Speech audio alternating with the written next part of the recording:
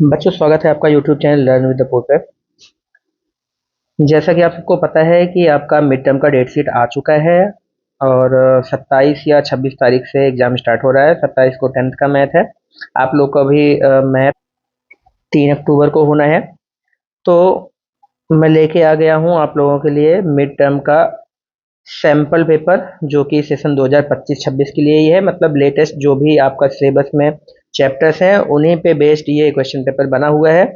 इससे आपको आइडिया लग जाएगा कि किस तरह से आपका पेपर आने वाला है और किस तरह से आपको तैयारी करनी है।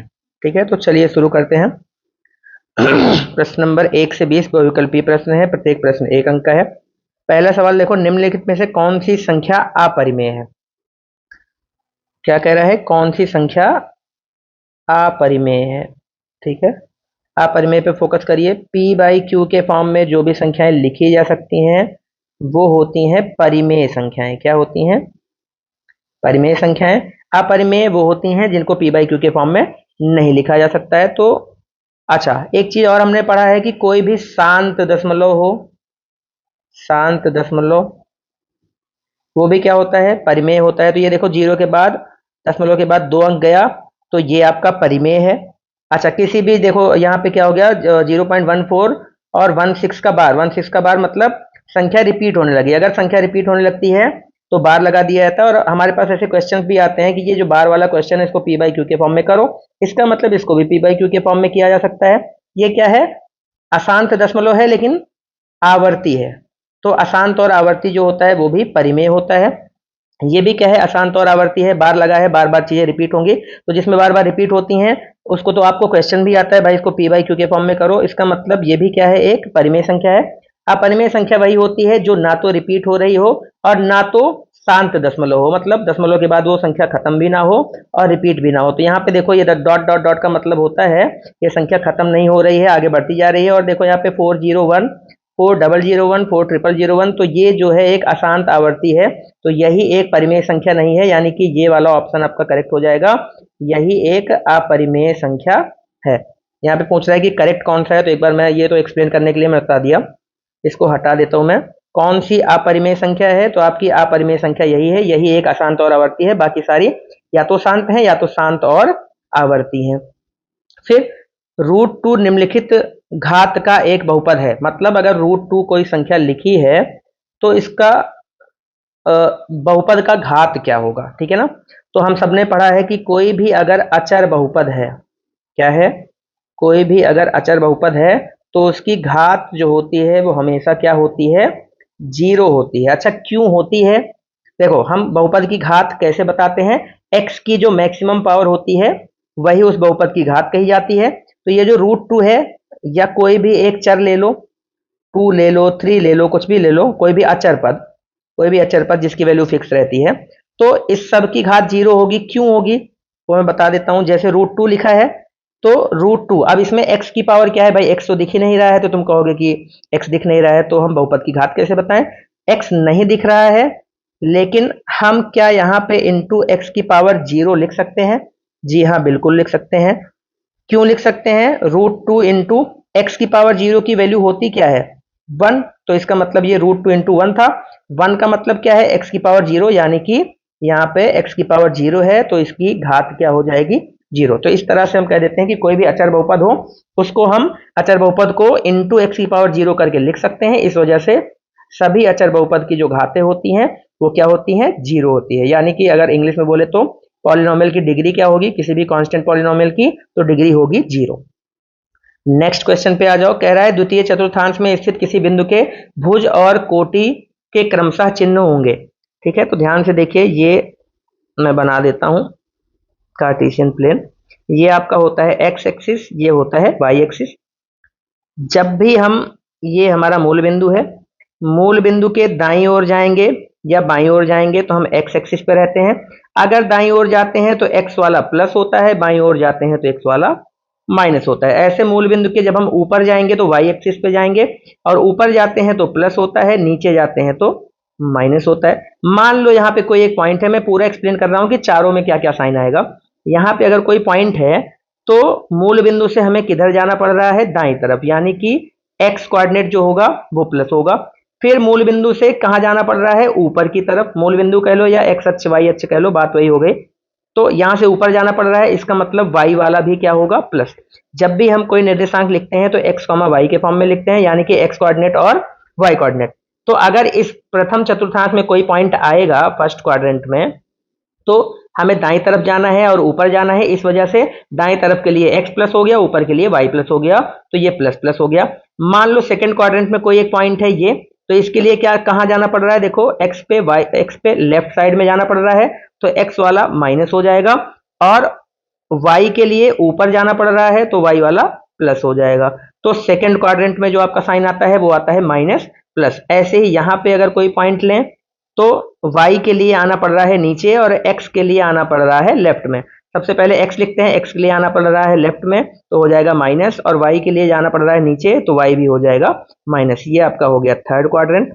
ऐसे ही फोर्थ क्वाड्रेंट में आ जाओ, तो x के लिए देखो, अगर यहाँ पे कोई पॉइंट लें, x के लिए जाना पड़ रहा है दाएं साइड और y के लिए आना पड़ रहा है नीचे, तो x तो प्लस हो जाएगा और नीचे आ रहा है y के लिए तो ये हो जाएगा माइनस। तो इस तरह से हम कह सकते हैं कि फर्स्ट क्वाड्रेंट में प्लस प्लस, सेकंड में माइनस प्लस, थर्ड में माइनस माइनस और फोर्थ में प्लस माइनस। ये साइन होता है भुज और कोटि का। इसी को हम एक्स कोऑर्डिनेट को बोलते हैं भुज और वाई को बोलते हैं कोटि। ठीक है, तो द्वितीय चतुर्थांश में स्थित किसी बिंदु के लिए भुज और कोटि के चिन्ह क्या होंगे, तो ध्यान से देखो द्वितीय चतुर्थांश में क्या चिन्ह आया है, माइनस और प्लस। तो ऑप्शन सी यानी कि माइनस प्लस, ये वाला आपका सही हो जाएगा। मैं इसको इरेज करूंगा, आप स्क्रीनशॉट ले सकते हो। आ जाते हैं क्वेश्चन नंबर 4 पे। क्वेश्चन नंबर 4 कह रहा है कि इसके हर परिमेयीकरण करने पर हमें प्राप्त होता है, मतलब ये जो भी लिखा है इसका हर का परिमेयीकरण करेंगे तो हर में हमें क्या प्राप्त होगा। तो ध्यान से देखो, परिमेयीकरण के लिए बहुत ही सिंपल सी चीज है भाई, हमें क्या करना होता है, जो भी नीचे रूट में संख्या दी गई है उसमें साइन को चेंज करके ऊपर नीचे गुणा कर देते हैं। बीच वाला जो साइन होता है उसको चेंज करके ऊपर नीचे गुणा कर देते हैं। तो ध्यान से देखो, ये है 7 डिवाइडेड बाई 3√3 माइनस 2√2, ये दिया गया है। अब परिमेयीकरण करने के लिए ऊपर नीचे साइन चेंज करके 3√2 माइनस 2√2 था तो 3√2 प्लस 2√2 से ऊपर नीचे हम गुणा कर देंगे। ठीक है, और ये क्योंकि ऊपर नीचे कर रहे हैं तो मान लो ये बट्टे में लिख दिया। आप ध्यान से देखो, हमें ऊपर से कोई लेना देना नहीं है, क्योंकि हमसे पूछ रहा है कि इसका परिमेयीकरण करने पर हर में क्या आएगा। केवल हर की बात कर रहा है तो हम ऊपर वाला छोड़ देते हैं। अगर पूरा सॉल्व करने को कहता है तो हम इसको भी करते, लेकिन हर की बात कर रहा है। अब देखो, अगर हम इसको मान लें a और 2√2 को मान लें b, तो ये हो गया a माइनस बी इंटू ये हो गया a plus B. A minus B into A plus B होता क्या है, A square minus B square. तो अगर इसी को हम इसी फॉर्मूले से सॉल्व करें तो हो जाएगा 3√2 का स्क्वायर 3√3 का स्क्वायर माइनस 2√2 का स्क्वायर। तो 3√3 का स्क्वायर करोगे तो 3 का स्क्वायर 9 हो गया और √3 का स्क्वायर 3 हो गया, तो 9 इंटू 3 यानी कि 27 हो जाएगा। माइनस 2 का स्क्वायर 4 और √2 का स्क्वायर 2, तो 4 2 जा 8 हो गया। तो 28 में से 7 जब हम घटा देंगे तो आ जाएगा 19, और यही आपके हर में आ जाएगा। ऑप्शन नंबर बी 19 आपका करेक्ट आंसर हो जाएगा। आ जाते हैं क्वेश्चन नंबर 5 पे। कह रहा है कि शून्य बहुपद की घात क्या होती है। क्या कह रहा है कि शून्य बहुपद की घात। शून्य बहुपद होता क्या है भाई, कोई भी पॉलिनोमियल हो अगर बराबर जीरो के लिख दिया जाए तो इसकी घात क्या होगी। अब देखो, जैसे मैंने अचर बहुपद के लिए बताया था कि कोई भी एक अचर पद है, जैसे 2 है, तो इसको लिख सकते हैं 2 इंटू एक्स की पावर 0, वैल्यू इसकी 2 ही रहेगी, कुछ बदलेगी नहीं। तो हमने कह दिया कि भाई अचर बहुपद की घात क्या होती है, 0 होती है, क्योंकि कोई भी अचर पद हो उसको एक्स की पावर 0 से मल्टीप्लाई करके हम लिख सकते हैं। अब ये चीज 0 के केस में नहीं है। 0 को हम 0 इंटू एक्स की पावर 0 लिख दें, या 0 इंटू एक्स की पावर 2 लिख दें, या फिर 0 इंटू एक्स की पावर 1000 लिख दो। ठीक है, क्योंकि 0 से किसी भी संख्या में गुणा करोगे 0 आएगा, यहां भी 0 आ जाएगा, यहां भी 0 आ जाएगा। इसका मतलब क्या है, यहां पे जब हमने अचर में एक्स की पावर 0 किया था तो हमें पता था कि हम 2 इंटू एक्स की पावर 0 करने पे 2 मिलेगा, और इसके अलावा किसी और से गुणा करेंगे तो कुछ और मिल जाएगा। इसका मतलब एक्स की पावर 0 यानी कि 0 ही इसकी डिग्री थी। लेकिन जब हम शून्य बहुपद की बात करते हैं तो यहाँ पे x की पावर 0 भी हम लिख सकते हैं, 2 भी लिख सकते हैं, 1000 भी लिख सकते हैं, कुछ भी लिख सकते हैं। इसका मतलब ये कंफर्म नहीं है कि 0 के साथ हम x की कौन सी पावर लगाएंगे। इस वजह से इसका आंसर क्या हो जाएगा कि ये परिभाषित नहीं है, मतलब ये निर्धारित नहीं किया जा सकता है कि 0 शून्य बहुपद की घात या डिग्री क्या होती है। तो ये हो जाएगा परिभाषित नहीं है।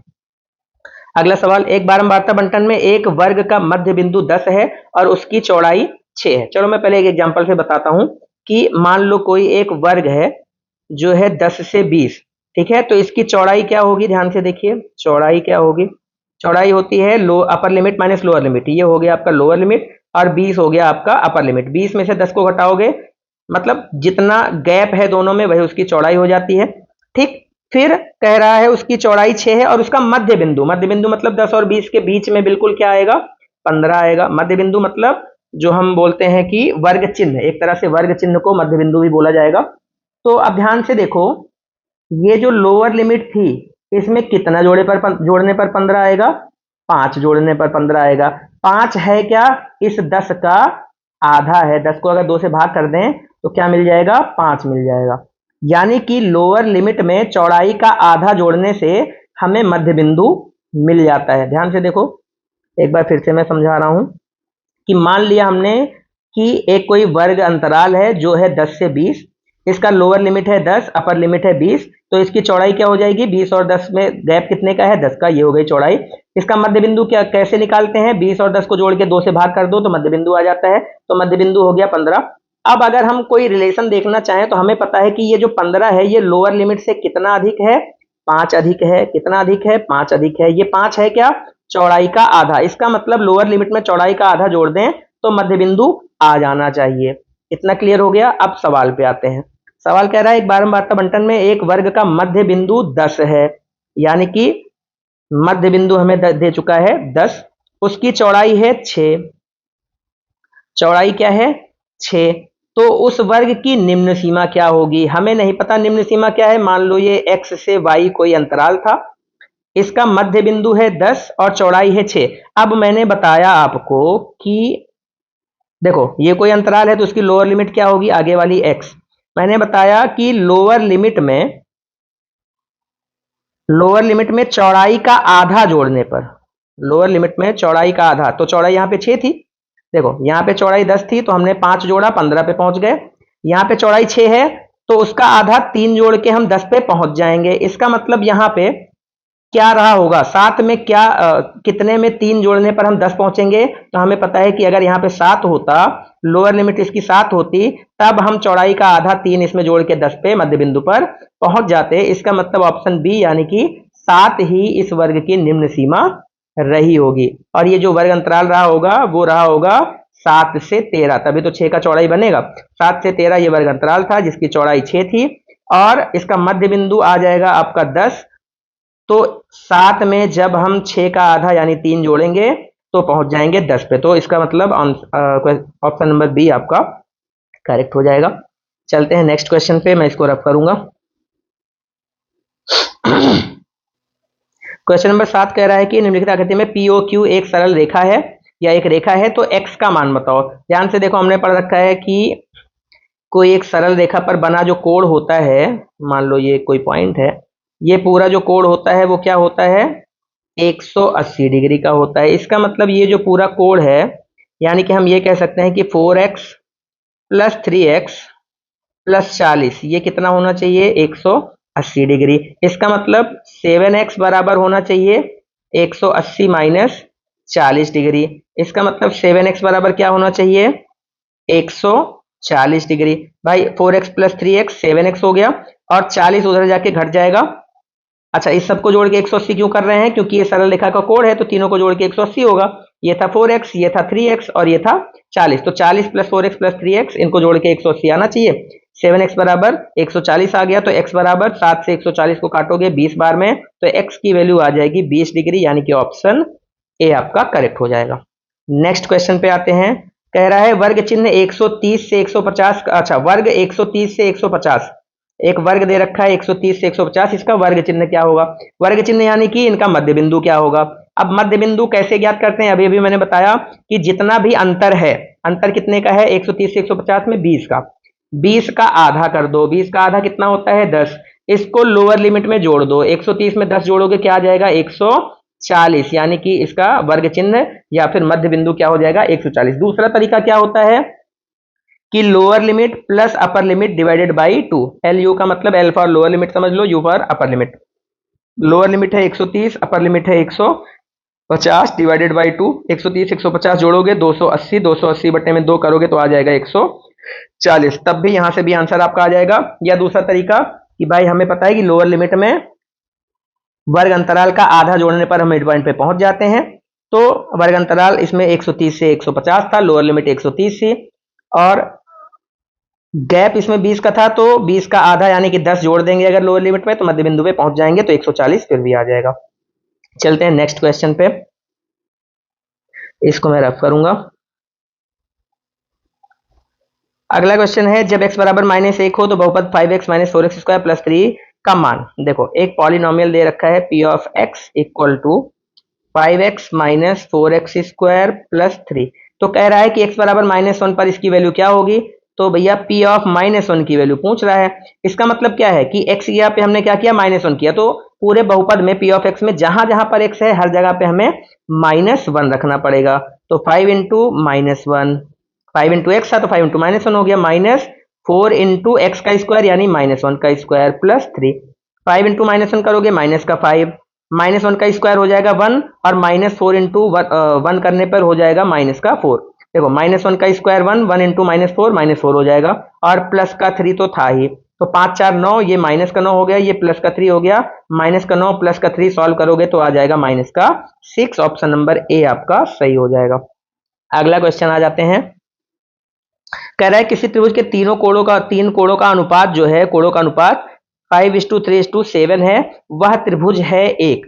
तो हमें पता है कि त्रिभुज के तीनों कोणों का योगफल क्या होता है, 180। तीनों कोणों का अनुपात दे रखा है, हम मान लेंगे पहला कोण क्या है 5x, दूसरा क्या है 3x, और तीसरा क्या है 7x। जब भी अनुपात दिया होता है तो हम x से मल्टीप्लाई करके उनको मान लेते हैं कि माना पहला कोण 5x, दूसरा 3x और तीसरा 7x। अब हमें पता है कि तीनों कोणों का योगफल होना कितना चाहिए, 180। इन सबको जोड़ दो, 5x plus 3x plus 7x, 7 3 10 और 10 5 15, जोड़ने पर क्या आएगा 15x। इसका मतलब इन तीनों को जोड़ के 15x आ रहा है, और तीनों को जोड़ के आना कितना चाहिए 180, यानी कि एक 15x की वैल्यू हो गई 180।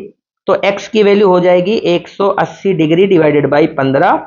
अब 15 से 180 को काटोगे तो आ जाएगा 12, 15 में 180 होता है, तो x की वैल्यू आ गई 12 डिग्री। ठीक है, तो पहला कोण कितना हो जाएगा, ध्यान से देखिए। पहला कोण था 5x यानी कि 5 गुणे में 12, दूसरा कोण था 3x यानी कि 3 गुणे में 12, तीसरा कोण था 7x यानी कि 7 गुणे में 12। x की वैल्यू 12 रख रहे हैं और कुछ नहीं कर रहे हैं। 12 पंचे 60, 12 तिया 36, और 12 सत्ते 84। अब ध्यान से देखिए, पहला कोण 60 है, ये न्यून कोण है, दूसरा कोण 36 है, ये भी न्यून कोण है, तीसरा कोण जो कि 84 है, ये भी क्या है 90 से कम है, न्यून कोण है। अगर किसी त्रिभुज के तीनों कोण 90 से कम आते हैं तो वो त्रिभुज जो होता है न्यून कोण त्रिभुज कहा जाता है। तो ऑप्शन नंबर ए आपका करेक्ट हो जाएगा कि त्रिभुज के तीनों कोणों का अनुपात अगर ये है तो वह त्रिभुज कैसा होगा, न्यून कोण त्रिभुज होगा। ठीक है, नेक्स्ट क्वेश्चन पे चलते हैं।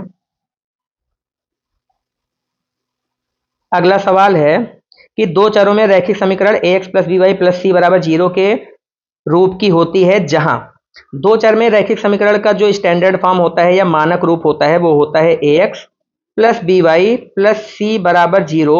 जहां ये आपको जब पढ़ाया जाता है तभी बताया जाता है जहां a not equal to 0 and b not equal to 0।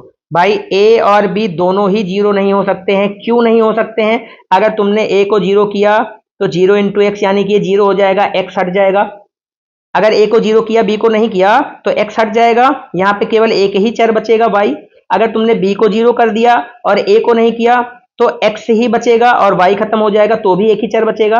लेकिन बात हो रही है कि दो चर वाले रैखिक समीकरण यानी कि दो चर होने चाहिए, तो दोनों के दोनों चर रहेंगे कब, जब a भी 0 नहीं होगा और b भी 0 नहीं होगा। दोनों में से एक भी अगर तुमने 0 किया तो एक चर खत्म हो जाएगा, तो ये एक चर का समीकरण हो जाएगा। इसका मतलब क्या है कि ना तो a 0 हो सकता है और ना ही b 0 हो सकता है, तो ऑप्शन ए आपका करेक्ट हो जाएगा। नेक्स्ट क्वेश्चन में आ जाओ। कह रहा है कि निम्नलिखित आकृति में यदि OP पैरेलल RS, OP जो है वो पैरेलल है RS के, मतलब ये वाली लाइन ब्लू वाली और RS ये दोनों क्या है, पैरेलल हैं, और OPQ 110 है, QRS 130 है, तो PQR कोण PQR हमें बताना है, कोण PQR यानी कि ये वाला। ठीक, तो हम क्या करते हैं OP से RS के पैरेलल एक लाइन यहां से ऐसे बढ़ा लेते हैं। ठीक, जब इस तरह से हम बढ़ाएंगे तो ध्यान से देखो, अगर ये 110 है कोण ओ पी क्यू बराबर क्या है 110, और इसको हम मान लें कि ये कट कर रहा है पी क्यू आर एस, ये मान लो टी पॉइंट जो हमने बढ़ाई, तो ये पी और टी इस तरह से एक ट्रायंगल बन गया पी क्यू टी। मान लो कि ये टी पर कट कर रहा है, तो अब क्या होगा, कोण पी, एक सेकंड, कोण ओ पी क्यू प्लस कोण क्यू पी टी जो होगा वो होना चाहिए 180 डिग्री का। कैसे, एक बार मैं बताता हूं, देखो अगर ये वाला कोण पूरा हम लें तो ये एक सीधी रेखा बनी है और सीधी रेखा पर बना कोण 180 का होता है, यानी कि ये वाला प्लस ये वाला, ये जो अंदर बन रहा है, इन दोनों का सम क्या आना चाहिए, 180 आना चाहिए। तो 180 क्योंकि आना चाहिए, तो इन दोनों को जोड़ के 180 आएगा, मतलब 110 और ये वाला कोण जो बना रहा हूं इनको जोड़ के 180 आना चाहिए। इसका मतलब क्या हो जाएगा कि कोण क्यू पी टी जो होगा वो 180 में से 110, ओपी क्यू की वैल्यू 110 घटा देंगे, 180 में से 110 घटा देंगे तो 70 डिग्री। तो ये वाला जो कोण बना है ये कितना हो गया, 70 डिग्री हो गया। ठीक है, अब ये जो 70 लिखा है मैं मिटा रहा हूं, आपको याद रखना है कि ये 70 है, उधर लिख ही दिया है 70। ध्यान से देखो, ये वाला कोण 130 है, तो ये वाला कोण कितना होगा, हमें पता है कि अगर दो पैरेलल लाइंस हैं उसको एक तिर्यक रेखा कट करे तो एक ही ओर बने अंतः कोणों का योगफल 180 आता है। इन दोनों को जोड़ें तो क्या आना चाहिए, 180। तो अगर ये 130 है, ये मैं एक बार फिर से चित्र बना देता हूँ थोड़ा सा गैप करके, ऐसे समझ में नहीं आ रहा है, फिर से देखेंगे, थोड़ा सा बड़ा सा चित्र बनाता हूँ तो समझने में आसानी रहेगी। कुछ इस तरह से आपका बना हुआ है,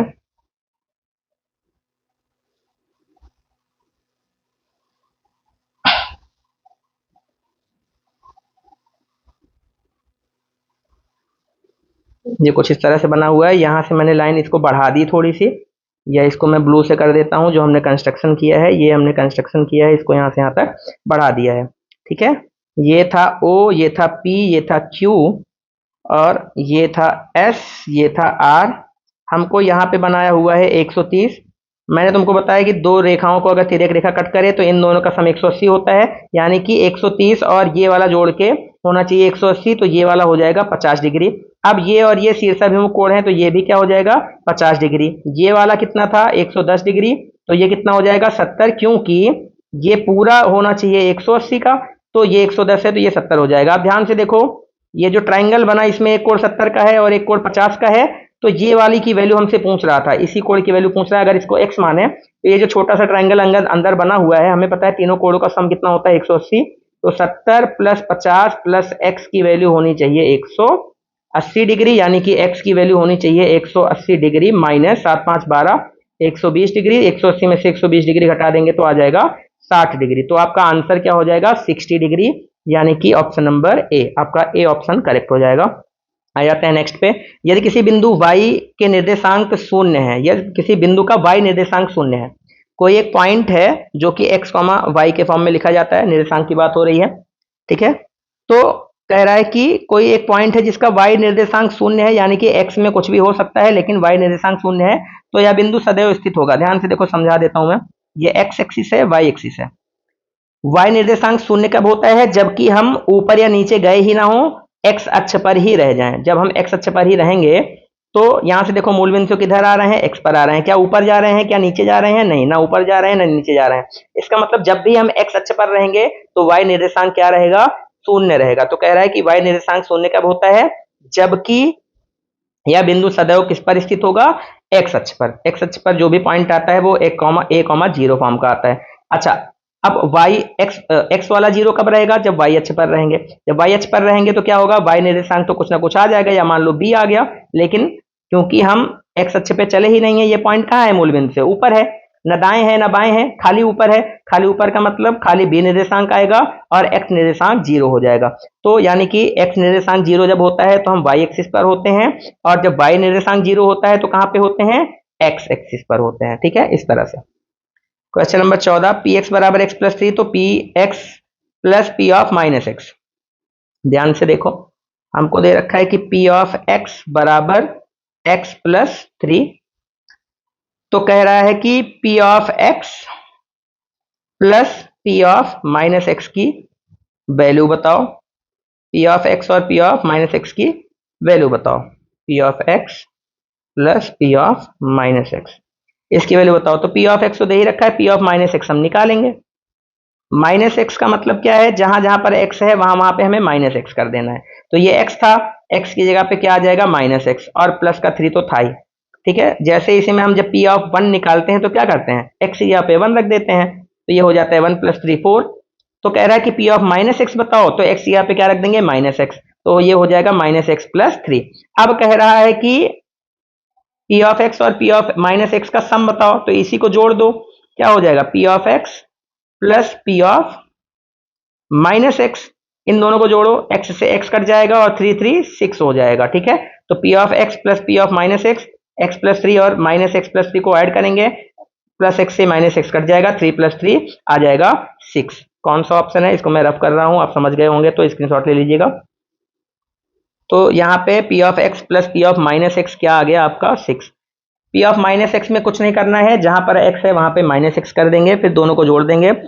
ठीक है, तो आ जाएगा 6। अगला, दो समांतर रेखाओं को प्रतिच्छेद करने वाली एक तिर्यक रेखा के एक ही ओर के दो अंतः कोण। अभी देखो मैंने बताया, अभी वही चीज समझाया था कि दो समांतर रेखाएं हैं, उसको कोई एक तिर्यक रेखा काटे तो उसके एक ही ओर के, उस रेखा के देखो एक साइड ये है इस रेखा का और एक साइड ये है, तो इस साइड वाले के एक ही ओर के जो अंतःकोण होते हैं, इन दोनों को अगर हम जोड़ें, मान लो ये x है ये y है, तो इन दोनों का सम हमेशा क्या आता है 180 आता है। ये कोइंटीरियर एंगल्स का सम होता है, हम पढ़ चुके हैं। कोइंटीरियर एंगल का सम 180 होता है कब, जो कि दो समांतर रेखाओं की एक तिर्यक रेखा काट रही हो। तो कह रहा है कि दोनों अंतःकोण जो है वो 2 के 2:3 के अनुपात में है। तो पहला कोण हम मान लेंगे 2x और दूसरा मान लेंगे 3x। भाई जब भी अनुपात दिया होता है x करके मान लेते हैं। तो दोनों कोणों में बड़ा वाला कोण कितना होगा, आप देखो, क्योंकि ये कह रहा है कि एक ही ओर के दो अंतःकोण हैं, इसका मतलब इनका योग क्या आना चाहिए 180 आना चाहिए। तो 3x + 2x 180 हो गया, 5x कितना हो जाएगा 180 हो जाएगा। तो x की वैल्यू 180/5 यानी कि 36 आ जाएगी। तो x की वैल्यू 36 आ गई। इनमें से कह रहा है कि बड़ा वाला कोण कौन सा होगा। भाई 2x और 3x दो कोण थे, तो बड़ा वाला कौन सा है 3x। तो 3 × x की वैल्यू क्या है 36, 36 गुणे में 3 करेंगे तो आ जाएगा 108 डिग्री। तो बड़ा वाला कोण क्या आ जाएगा आपका 108 डिग्री। कौन सा है ऑप्शन, ये ऑप्शन नंबर बी है आपका 108 डिग्री। ऑप्शन नंबर बी ये है आपका 108 डिग्री। तो 108 डिग्री आपका सही हो जाएगा। आ जाओ अगला, रैखिक समीकरण 3x - y = x - 1। क्या लिखा है 3x - y = x - 1। अगर इसको थोड़ा सा इधर उधर करें तो हो जाएगा 3x - x - y और -+1 = 0। ये हो जाएगा 2x - y + 1 = 0। देखो यहाँ पे अगर अभी सॉल्व करने पे x या y कुछ गायब हो जाता तब तो इसका केवल एक ही हल रहता, लेकिन x और y दोनों रह रहे हैं, हमारे पास वेरिएबल दो हैं और इक्वेशन एक ही है। इस कंडीशन में क्या होता है कि x का आप एक मान रखिए, y का कुछ ना कुछ मान मिल जाएगा। x का दूसरा मान रखिए, y का कुछ ना कुछ और मान मिल जाएगा। x का तीसरा मान रखोगे, y का कुछ ना कुछ और मान मिल जाएगा। इसका मतलब क्या है कि इसका केवल एक हल नहीं होगा, दो हल नहीं होगा। आप x का मान बदल बदल के रखते जाइए, y का मान बदल बदल के आता रहेगा। इसका मतलब इसके अपरिमित रूप से अनेक हल होते हैं। अगर आपको दो चर में कोई एक ही रैखिक समीकरण दिया हुआ है तो उसके अपरिमित रूप से अनेक हल होते हैं। ये आपको बताया भी गया है, आपको क्वेश्चन भी आता है कि कोई एक ये इक्वेशन है, दो चर वाला रैखिक समीकरण है, तो इसके 4 हल ज्ञात कीजिए। तो भैया 4 कैसे निकाल रहे हो, क्योंकि उसके एक से ज्यादा हो सकते हैं, दो से भी ज्यादा हो सकते हैं, मतलब अनेक हो सकते हैं। ठीक है, तो ये हो गया एक्स अक्ष पर स्थित सभी बिंदुओं का भुज। अब देखो, अभी मैंने बताया कि ये एक्स एक्सिस है, ये वाई एक्सिस है। ठीक, अब एक्स अक्ष पर कोई बिंदु ले लो। एक्स अक्ष पे हमने ये एक बिंदु ले लिया, ये यहाँ पे, तो इसका भुज, अच्छा देखो, ये हम x, y के फॉर्म में जो भी निर्देशांक लिखते हैं, पहला आपका होता है भुज और दूसरा होता है कोटि। तो x अक्ष पर जब हम कोई भी निर्देशांक लेंगे तो वो a मतलब 1 2 3 4 5 6 करके कोई भी नंबर हो सकता है, लेकिन y जो कोटि होगा वो क्या होगा 0। यहाँ पे इसमें आई थिंक क्वेश्चन होना चाहिए था कि x अक्ष पर स्थित सभी बिंदुओं का कोटि क्या होता है, तो कोटि होना चाहिए 0। लेकिन अब भुज की बात हो रही है तो भुज आपको अगर देखा जाए तो डी वाला ऑप्शन, कोई भी संख्या हो सकती है भाई। यहाँ लोगे 1, यहाँ लोगे 2, यहाँ लोगे 3, यहाँ लोगे 4, यहाँ लोगे 5। एक्स अक्ष पर यहाँ लोगे -1, यहाँ लोगे -2। तो एक्स अक्ष पर कोई भी पॉइंट अगर तुम लोगे तो कोटि तो 0 रहेगी, लेकिन भुज कोई भी एक संख्या हो सकती है, यानी कि ऑप्शन डी आपका करेक्ट हो जाएगा। अब मैं इसको रब करूंगा। नेक्स्ट क्वेश्चन पे आ जाते हैं। कह रहा है कि two root three plus root three, two root three plus root three. अगर ऐसे आपको जोड़ने में दिक्कत हो रही है तो आप रूट थ्री को समझ लो कि एक्स लिखा है, इसका मतलब ये लिखा है 2x प्लस एक्स। ठीक है, रूट थ्री को अगर हम एक्स लिखें तो ये हो जाएगा 2x प्लस एक्स, तो ये हो गया 2x और x इन दोनों को जोड़ोगे 3x, यानी कि x की वैल्यू फिर से रूट थ्री लिख दो तो 3 रूट थ्री, तो यानी कि 2 root three plus root three. भाई 2 बार रूट थ्री था, एक बार और रूट थ्री आ गया तो कितनी बार रूट थ्री हो जाएगा? 3 बार रूट थ्री हो जाएगा। क्वेश्चन नंबर 18 का ऑप्शन नंबर सी आपका करेक्ट हो जाएगा। अगला सवाल आ जाओ। इसमें क्या है? अभिकथन और कारण वाला। तो आ जाओ कि कह रहा है कि 0.329 जो है एक शांत दशमलव है, बिल्कुल शांत दशमलव है। क्यों? क्योंकि 3 अंक के बाद ये खत्म हो गया। तो पहला जो पॉइंट है, जो अभिकथन है, वो सत्य तो है ही। अब दूसरा हमें देखना होता है कि सत्य है या नहीं। अगर असत्य है तब तो आपका हो जाएगा कि अभिकथन ए सत्य है और कारण आर असत्य है। लेकिन अगर कारण सत्य है, गलती से अगर कहीं सत्य आ गया तो हमें यह भी चेक करना होता है कि जो कारण है वो अभिकथन की सही व्याख्या कर रहा है या नहीं। तो पहले देखो कारण को पढ़ते हैं। कह रहा है वह दशमलव संख्या जिसमें कोई अंक या अंकों का समूह आवधिक रूप से दोहराया जाता है उसे आवर्ती या अशांत आवर्ती दशमलव कहते हैं। देखो, कोई भी अंक बार बार अशांत रूप से बार बार दोहराया जा रहा है, ठीक है, आवधिक रूप से दोहराया जाता है। जैसे 0.141414, तो ये 141414 बार बार दोहराया जा रहा है, तो इसको क्या कहते हैं? आवर्ती। भाई आवर्ती तो है ही, बार बार रिपीट हो रहा है मतलब आवर्ती। और या फिर अशांत आवर्ती, तो अशांत आवर्ती भी इसको कहते हैं। ठीक है, इसको या तो आवर्ती कह लो या अशांत आवर्ती कह लो, बात एक ही है। इसका मतलब जो कारण लिखा है वो भी सही लिखा है। अब हमें देखना है कि अभिकथन ए और कारण में कोई रिलेशन है या नहीं। तो देखो, एक तरफ बात हो रही है शांत दशमलव की और दूसरी तरफ बात हो रही है अशांत और आवर्ती दशमलव की। तो इन दोनों में कोई खास रिलेशन नहीं है, इस वजह से हम ये नहीं कह सकते हैं कि जो कारण है वो व्याख्या करेगा या नहीं करेगा। तो कुल मिला के बस यहाँ पे यही आ रहा है, मतलब व्याख्या नहीं करेगा, ये कह सकते हैं। ठीक है, शांत दशमलव एक तरफ हो रही है अशांत दशमलव की बात, एक तरफ हो रही है शांत दशमलव की। तो कारण जो है एक की व्याख्या बिल्कुल ही नहीं करेगा, लेकिन दोनों सत्य है। तो यहाँ पे कौन सा ऑप्शन करेक्ट होगा? दोनों अभिकथन ए और आर सत्य हैं और कारण ए की व्याख्या करता है। ये वाला तो गलत होगा, व्याख्या नहीं कर रहा है। दोनों कथन, ठीक है, अभिकथन आर और कारण सत्य हैं, लेकिन कारण आर जो है वो कथन ए की व्याख्या नहीं करता है। तो यहाँ पे ए वाला आपका ऑप्शन करेक्ट हो जाएगा। अब आ जाओ क्वेश्चन नंबर 20 पे। 20 में भी इन्हीं चारों में से एक ऑप्शन आपको बताना रहता है, ABCD में से। तो इसमें देखो, कह रहा है कि बिंदु 3,2 से अपरिमित रेखाएं गुजरती हैं। मान लो यहाँ कहीं पे एक 3,2 आपका पॉइंट था। तो भाई हमने पढ़ रखा है कि एक बिंदु से अनंत रेखाएं खींची जा सकती हैं। ठीक है, ये एक पॉइंट था। इससे देखो, चाहे जितनी रेखाएं खींच दो इस तरह से, तो एक बिंदु से अनंत रेखाएं खींची जा सकती हैं। तो बिंदु इससे अपरिमित रेखाएं गुजरती हैं, बिल्कुल सही है भाई। ये कोई पॉइंट है तो इससे अपरिमित रेखाएं गुजर सकती हैं। ठीक है, तो कथन तो बिल्कुल सही है। दो चर वाले रैखिक समीकरण के अपरिमित रूप से अनेक हल होते हैं। अभी हमने पढ़ा था कि दो चर वाला एक रैखिक समीकरण था, एक्स और वाई में एक समीकरण था, उसके अपरिमित रूप से अनेक हल होते हैं। ये भी सही बात थी। ठीक है, तो ये जो बात लिखी है सही लिखी है, और ये भी बात जो लिखी है ये भी सही लिखी है। लेकिन दो चर वाले रैखिक समीकरण का किसी एक बिंदु से कोई लेना देना नहीं है। इसका मतलब अभिकथन ए सत्य है और कारण आर भी सत्य है, लेकिन कारण आर जो है वो अभिकथन की कोई व्याख्या नहीं कर रहा है। तो इसमें भी ऑप्शन बी ही आपका ऑप्शन नंबर बी करेक्ट हो जाएगा क्वेश्चन नंबर 20 में भी। अगला आ जाओ। कह रहा है 2 और 3 के बीच में एक परिमेय और एक अपरिमेय संख्या लिखी है। तो भाई 2 और 3 के बीच में कोई भी एक शांत दशमलव लिख दो, 2.1 लिख दो, ये आपका एक परिमेय संख्या हो गई। ठीक है, 2.1, या दोनों को जोड़ के 2 से भाग दे दो तो 5/2, 2.5, ये भी क्या हो गया? एक परिमेय संख्या हो गई। दोनों के बीच में एक परिमेय और एक अपरिमेय कह रहा है। अब अपरिमेय संख्या कैसे लिखेंगे? परिमेय तो वो है जो शांत दशमलव है, या तो PYQ ग्रुप में लिखा जाता है। अपरिमेय क्या है? जो अशांत है और अनावर्ती है, रिपीट भी नहीं हो रहा है। तो हम क्या लिख सकते हैं? 2.10, 100, 100, 1 4 बार 0 1, और इस तरह से आगे चलते जाओ। तो ये जो नंबर है 2 और 3 के बीच में भी आ रहा है, लेकिन ना तो रिपीट हो रहा है ना तो खत्म हो रहा है। तो ये क्या हो जाएगा? अपरिमेय संख्या हो जाएगी। ठीक है, तो एक परिमेय ये हो गई, एक परिमेय ये भी बता दी मैंने, 2.3, 2.4 कुछ भी लिख दो, ये सारी परिमेय संख्या हो जाएंगी। और अपरिमेय ये हो गई। अच्छा, इसी में कहेगी और अपरिमेय संख्याएं बताओ, तो 1 की जगह 2 रख दो। ठीक है, हर 1 की जगह 2 कर दो, एक और संख्या मिल गई, हर 1 की जगह 3 कर दो, हर एक और संख्या मिल गई। तो इस तरह से अपरिमेय संख्याएं भी आप बहुत सारी लिख सकते हैं। हमें यह भी पता होना चाहिए कि दो परिमेय या दो अपरिमेय संख्याओं के बीच में असीमित रूप से अनंत परिमेय और अनंत अपरिमेय संख्याएं होती हैं। तो अगला क्वेश्चन पे चलते हैं। इसी में अथवा करके एक और क्वेश्चन दे रखा है।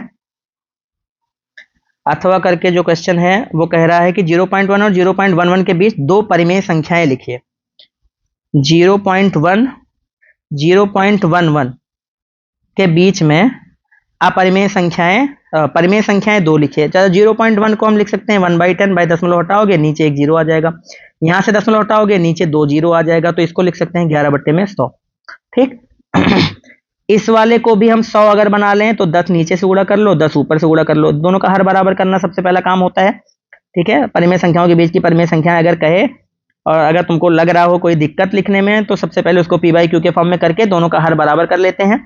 हर बराबर करोगे तो ये हो जाएगा 10/100, ये हो जाएगा 11/100। अब 10/100 और 11/100 के बीच में भी कोई नंबर नहीं समझ में आ रहा होगा, क्या लिखें? तब क्या करना है, कितनी परिमेय संख्याएं कह रहा है लिखने के लिए? दो परिमेय संख्याएं कह रहा है, इनके बीच में हम गैप क्रिएट करते हैं। कैसे करेंगे? गैप क्रिएट करने के लिए दोनों में 3 से गुणा कर दो, ऊपर नीचे 3 से गुणा कर दो, जितना कहे उससे एक ज्यादा से गुणा कर दिया जाता है। तो ये हो जाएगा 30/300 और ये हो जाएगा 33/300। अभी भी 30/300 को सॉल्व करोगे तो 0.11 ही आएगा, 33/300 को सॉल्व करोगे 0.11 ही आएगा, ये 0.1 आएगा, दूसरा 0.11 ही आएगा। मतलब जो भी हम कर रहे हैं उसमें इस चीज का भी ध्यान देना होता है कि सॉल्व करने के बाद जो वैल्यू थी वो वैल्यू सेम रहे, कुछ बदले ना। अब यहाँ पे ये 0.1 ही है और ये 0.11 ही है, लेकिन इनके बीच में क्योंकि गैप दिख रहा है तो हम आराम से परिमेय संख्याएं लिख सकते हैं। 30 और 33 के बीच में पहली संख्या क्या आ जाएगी? 31। तो हम लिख देंगे पहली परिमेय संख्या 31/300। दूसरी परिमेय संख्या के लिए क्या लिख सकते हैं? 32/300। क्योंकि यहाँ पे दो ही परिमेय संख्याएं लिखने को कह रहा था तो हमने 3 से गुणा करके 3 का गैप क्रिएट किया। 4 कहता तो हम 5 से गुणा कर देते, या जितनी भी परिमेय संख्याएं कहेगा उससे एक ज्यादा से हम गुणा करते हैं, गैप क्रिएट हो जाता है और बीच वाली संख्याओं को लिख के हम परिमेय संख्याओं को बीच में लिख सकते हैं। अब आ जाते हैं क्वेश्चन नंबर 22 पे। क्वेश्चन नंबर 22, एक त्रिभुज के कोण इस अनुपात में है तो त्रिभुज के कोण ज्ञात कीजिए। अभी अभी एक सवाल मैंने कराया था कि मान लो 3 कोण दिए हैं 2:3:4, तो पहले कोण को मान लिया 2x, दूसरे को मान लिया 3x और तीसरे को मान लिया 4x। ठीक है, ये तीनों कोण हमने मान लिए, पहला कोण, दूसरा कोण और तीसरा कोण, ये मान लिया हमने। ठीक है ना, माना पहला कोण 2x, दूसरा 3x, तीसरा 4x इस अनुपात में है तो त्रिभुज के कोण ज्ञात कीजिए।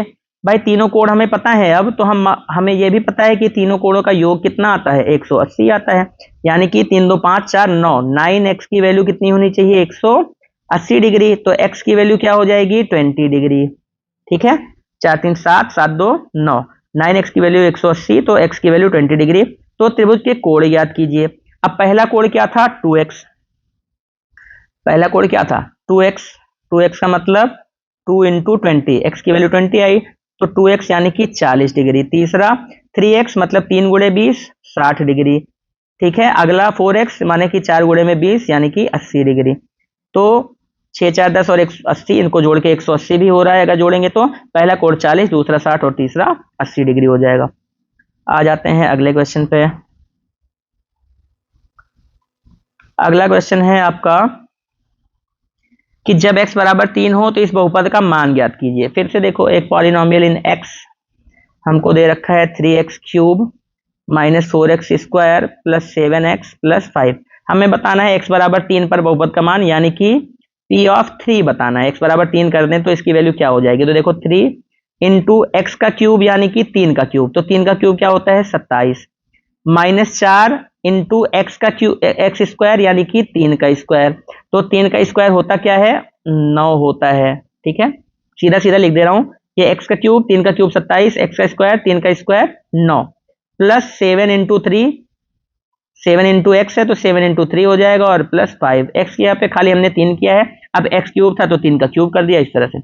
तो 27 तिया हो जाएगा 81, 9 चौक हो जाएगा 36 और 7 तिया हो जाएगा 21 और प्लस का हो जाएगा 5। इन सबको सॉल्व कर लो, क्या हो जाएगा हमारा? 21 प्लस 5 ये हो जाएगा 26 माइनस 36 और ये 81। ठीक है, तो 26 और 36 को सॉल्व करोगे तो आ जाएगा माइनस का 10 भाई। माइनस 36 प्लस 26 क्या आ जाएगा, माइनस का 10। 81 में से 10 को घटा दोगे आ जाएगा 71। तो ये आपका आंसर हो जाएगा। अगर कैलकुलेशन में कोई मिस्टेक हुई होगी तो वो चेक कर लेना। सॉल्व इसी तरह से करना है और आई थिंक कोई मिस्टेक भी नहीं हुई है। 71 इज द करेक्ट आंसर। अब इसको रफ करूंगा। आ जाते हैं क्वेश्चन नंबर, इसका आंसर क्या आया हमारा 71। ठीक है, इसका क्या आया था 40, 60 और 80, ये अगर आप लिखना चाहो तो। अगला सरल कीजिए, कह रहा है √45 माइनस 3√20 प्लस 4√5। अब ध्यान से देखो, ये रूट में 5 है, इसको सॉल्व नहीं कर सकते हैं, ये 4√5 ही रहेगा, इसमें कुछ भी नहीं कर सकते हैं। इसका सिंपल सा मतलब ये है कि ये क्योंकि √5 में है तो इन सबको, बाकी वालों को भी हम √5 में हमें करना पड़ेगा, तभी हम जोड़ घटा पाएंगे। तो 45 को हम लिख क्या सकते हैं, 9 गुणे में 5, और ये 3 इसको क्या लिख सकते हैं, 4 गुणे में 5 भाई। 20 को 4 गुणे में 5 लिख सकते हैं, प्लस 4√5। अब देखो रूट में 9 था, 9 को बाहर अगर लेके आए रूट से तो हो जाएगा 3, तो ये क्या हो जाएगा 3√5। 5 रूट में ही रह गया, 9 बाहर आके 3 बन गया। माइनस 3 तो था ही, और 4 को बाहर लाओगे तो 2 हो जाएगा, तो 3 × 2। ठीक है, और 5 अंदर ही रह गया, प्लस 4√5। यानी कि देखो मैंने बोला कि क्योंकि यहाँ पे रूट में 5 था तो सबको रूट में 5 करके बनाना पड़ेगा, उसके बाद ही जोड़ घटा पाएंगे। तो ये क्या हो गया 3√5 माइनस 3 दूना 6√5 और प्लस का 4√5। अब देखो 4√5 और 3√5, 4 3 7, ये हो जाएगा 7√5 और माइनस का 6√5। तो 7 में से 6 घटा देंगे, मतलब ये समझ लो x है, 7x माइनस 6x क्या बचेगा x, और x है क्या यहाँ पे √5। तो इसका आंसर क्या हो जाएगा √5। 7√5 माइनस 6√5 करेंगे तो आंसर आ जाएगा √5। तो इसका आंसर हो जाएगा √5। आ जाते हैं नेक्स्ट वाले पे।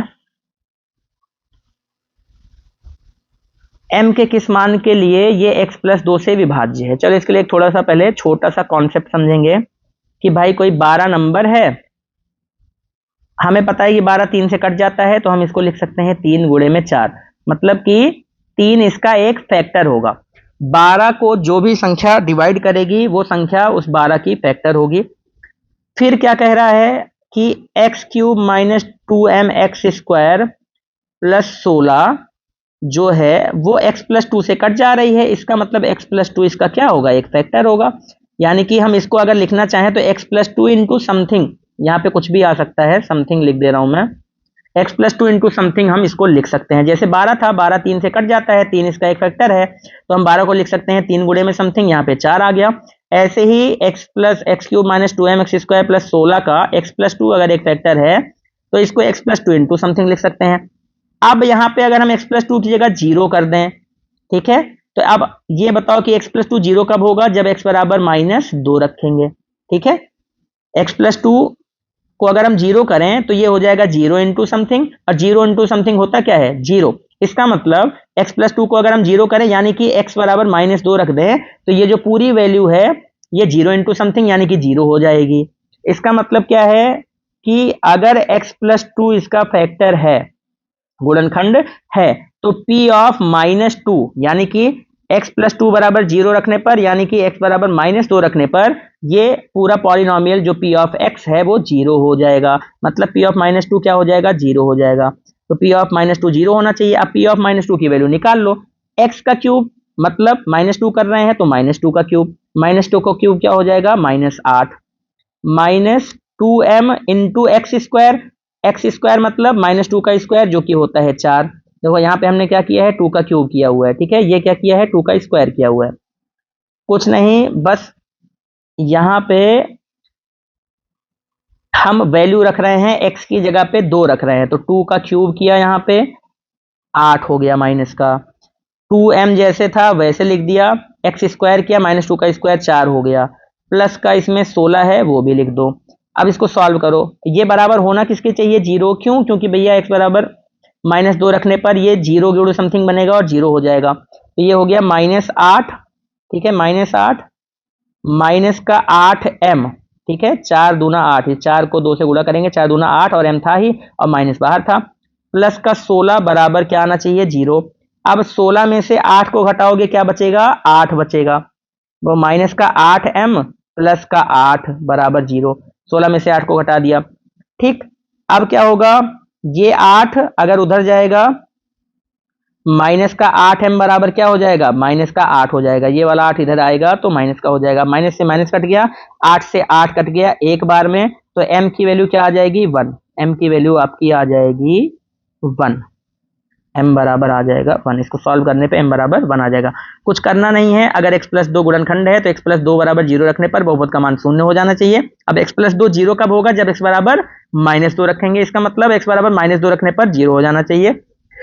मतलब कि p ऑफ -2 की वैल्यू 0 हो जानी चाहिए। p ऑफ -2 जो भी होता है उसको करके बराबर 0 कर दिया, वहां से m का मान निकाल लिया। चलते हैं नेक्स्ट क्वेश्चन पे। अगला सवाल कह रहा है खंड सा गुणनखंड कीजिए। ठीक है, गुणनखंड करना बहुत ही आसान होता है। x² प्लस 9x प्लस 18 गुणनखंड करना है। मैंने आप लोगों को बता रखा है कि अगर ax² plus bx plus c type का कोई पॉलिनोमियल है तो उसमें हम b मिडिल टर्म स्प्लिटिंग से हम करेंगे। b वाले पार्ट को दो ऐसे पार्ट में तोड़ते हैं, मान लो b1 और b2 दो पार्ट में। तो b1 को b1 में प्लस करने पर या माइनस करने पर, ठीक है ना, b1 प्लस b2 या b1 माइनस b2 करने पर आ जाना चाहिए b, और b1 इंटू b2 करने पर आ जाना चाहिए a इंटू सी। ठीक है, इस तरह से हम तोड़ते हैं। बीच वाले पार्ट को, जो x का कोफिशिएंट होता है, उसको हम इस तरह से तोड़ते हैं कि जोड़ने या घटाने पर वो नंबर आ जाए और गुणा करने पर a इंटू सी आ जाए। अब ध्यान से देखो, यहाँ पे बीच वाला पार्ट यानी कि x का गुणांक क्या है, 9। तो 9 को हमें कुछ इस तरह से तोड़ना है, 9 को कुछ इस तरह से तोड़ना है कि जोड़ने या घटाने पर आ जाए 9 और गुणा करने पर क्या आ जाए, यहाँ पे 1 है, 1 इंटू 18 यानी कि 18 आ जाए। तो गुणा करने पर क्या आ जाए, 18 आ जाए। अच्छा, यहाँ कब जोड़ते हैं कब घटाते हैं ये भी हमें ध्यान देना है। ये जो ax² प्लस bx प्लस सी है, अगर a और c में से किसी भी एक का चिन्ह, या ऐसा कह लो कि a और c अगर दोनों समान चिन्ह के हैं, ठीक है ना, अगर a भी पॉजिटिव है और c भी पॉजिटिव है तो जोड़ेंगे। ठीक है ना, तो जोड़ना है।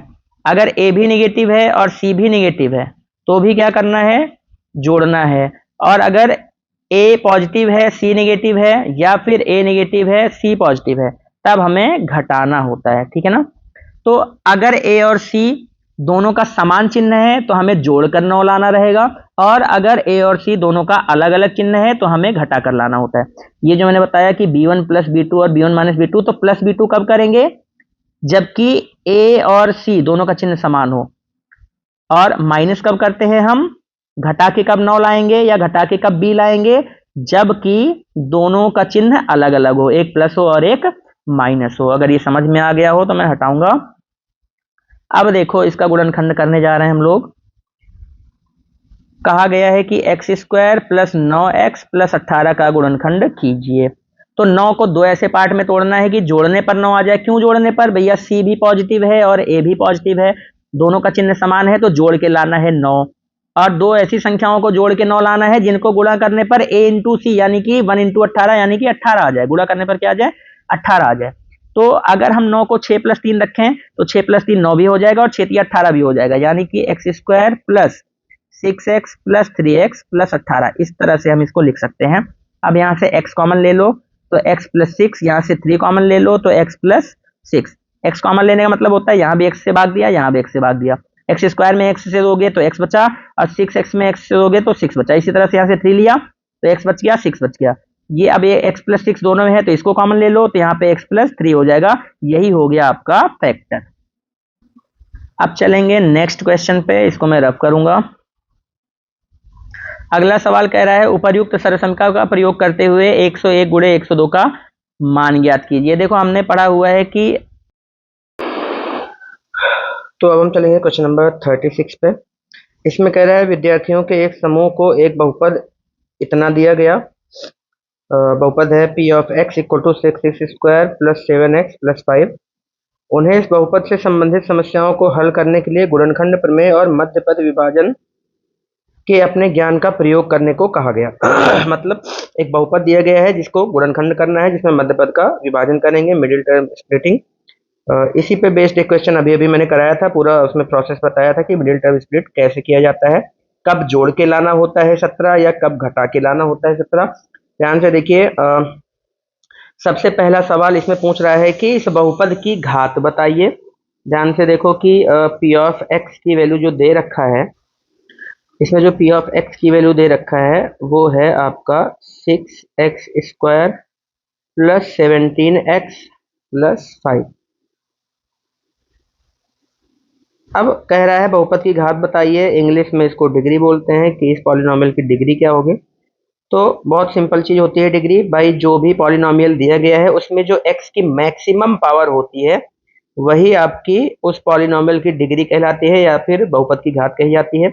यहाँ पे देखो अगर कुछ नहीं लिखा है तो x का पावर हम 1 कह सकते हैं, यहाँ पे x की पावर 2 है, तो सबसे बड़ी पावर कौन सी है x की 2, तो यहाँ पे इस बहुपद की डिग्री या बहुपद की घात क्या हो जाएगी, 2 हो जाएगी। इसके बाद देखो कह रहा है कि पी ऑफ एक्स की पहचानिए कि पी ऑफ एक्स रैखिक द्विघात रैखिक है, द्विघात है या त्रिघात बहुपद है। तो देखो अगर डिग्री 1 होती है तो हम इसको बोलते हैं रैखिक, अगर डिग्री 1 हो या घात 1 का बहुपद हो तो रैखिक कहा जाता है, अगर डिग्री 2 हो तो इसको बोला जाता है द्विघात, और अगर डिग्री 3 हो तो इसको कहा जाता है त्रिघात। तो अभी जस्ट इसके पहले सवाल में पूछा है कि भाई डिग्री क्या है, डिग्री आई है 2, 2 का मतलब क्या हो जाएगा, द्विघात बहुपद हो जाएगा। क्या हो जाएगा, द्विघात। तो पहला में डिग्री आपका 2, दूसरा कैसा बहुपद है तो द्विघात बहुपद है। कैसा बहुपद है, द्विघात बहुपद कहा जाएगा। ठीक है, द्विघात बहुपद। फिर कह रहे हैं मध्य पद विभाजन का उपयोग करके पी ऑफ एक्स का गुणनखंड कीजिए। ये जो आपका पॉलिनोमियल है वो आपको दिया गया है क्या, इसको मैं रफ कर देता हूं ताकि लिखना आसान हो जाए। P of x equals to दिया गया है 6x² प्लस 17x+5। अब ध्यान से देखो, ए भी पॉजिटिव है बी भी पॉजिटिव है, दोनों का सेम, ए भी और सी भी। ये है ए, 6 है ए और सी की वैल्यू है 5, क्योंकि दोनों धनात्मक हैं इसका मतलब हमें जोड़ के लाना है 17। दो ऐसे नंबर्स लेने हैं जिनको जोड़ने पे आ जाए 17 और गुणा करने पे 6 पंचे 30, गुणा करने पे आ जाए 30। तो हम क्या कर सकते हैं, 15 + 2 अगर हम करेंगे तो 17 भी हो जाएगा और 15 दूना 30 भी हो जाएगा। तो 6x² plus 15x plus 2x+5, इस तरह से। यहाँ से आपको 3x कॉमन दिख रहा है तो आ जाएगा 2x+5, यहाँ से आपको 1 कॉमन दिख रहा है 2x+5, तो आपका गुणनखंड हो जाएगा 3x+1 एंड 2x+5। ये हो गया आपका गुणनखंड। अगले सवाल में आ जाओ, कह रहा है कि P ऑफ -3 और P ऑफ 3 की वैल्यू बताओ। ठीक है, तो ध्यान से देखो कि P ऑफ x की वैल्यू क्या दे रखा है, 6x² प्लस 17x और प्लस 5। तो P ऑफ -3 निकालो, -3 का मतलब जहां जहां पे x है -3 कर देंगे, तो ये क्या हो जाएगा, 6 इंटू -3 का स्क्वायर, -3 का स्क्वायर 9 प्लस 17 इंटू -3, तो 17 तिया क्या हो जाएगा आपका, 17 तिया 51, और क्योंकि -3 का प्लस 17 से करेंगे तो माइनस में आ जाएगा, तो माइनस का क्या हो जाएगा 51 और प्लस का 5, ये क्या हो जाएगा 6 9 54 प्लस 5 माइनस 51, तो ये तो आपका हो गया 59 माइनस 51 जो कि आ जाएगी वैल्यू 8। तो आपका P ऑफ -3 आ गया 8।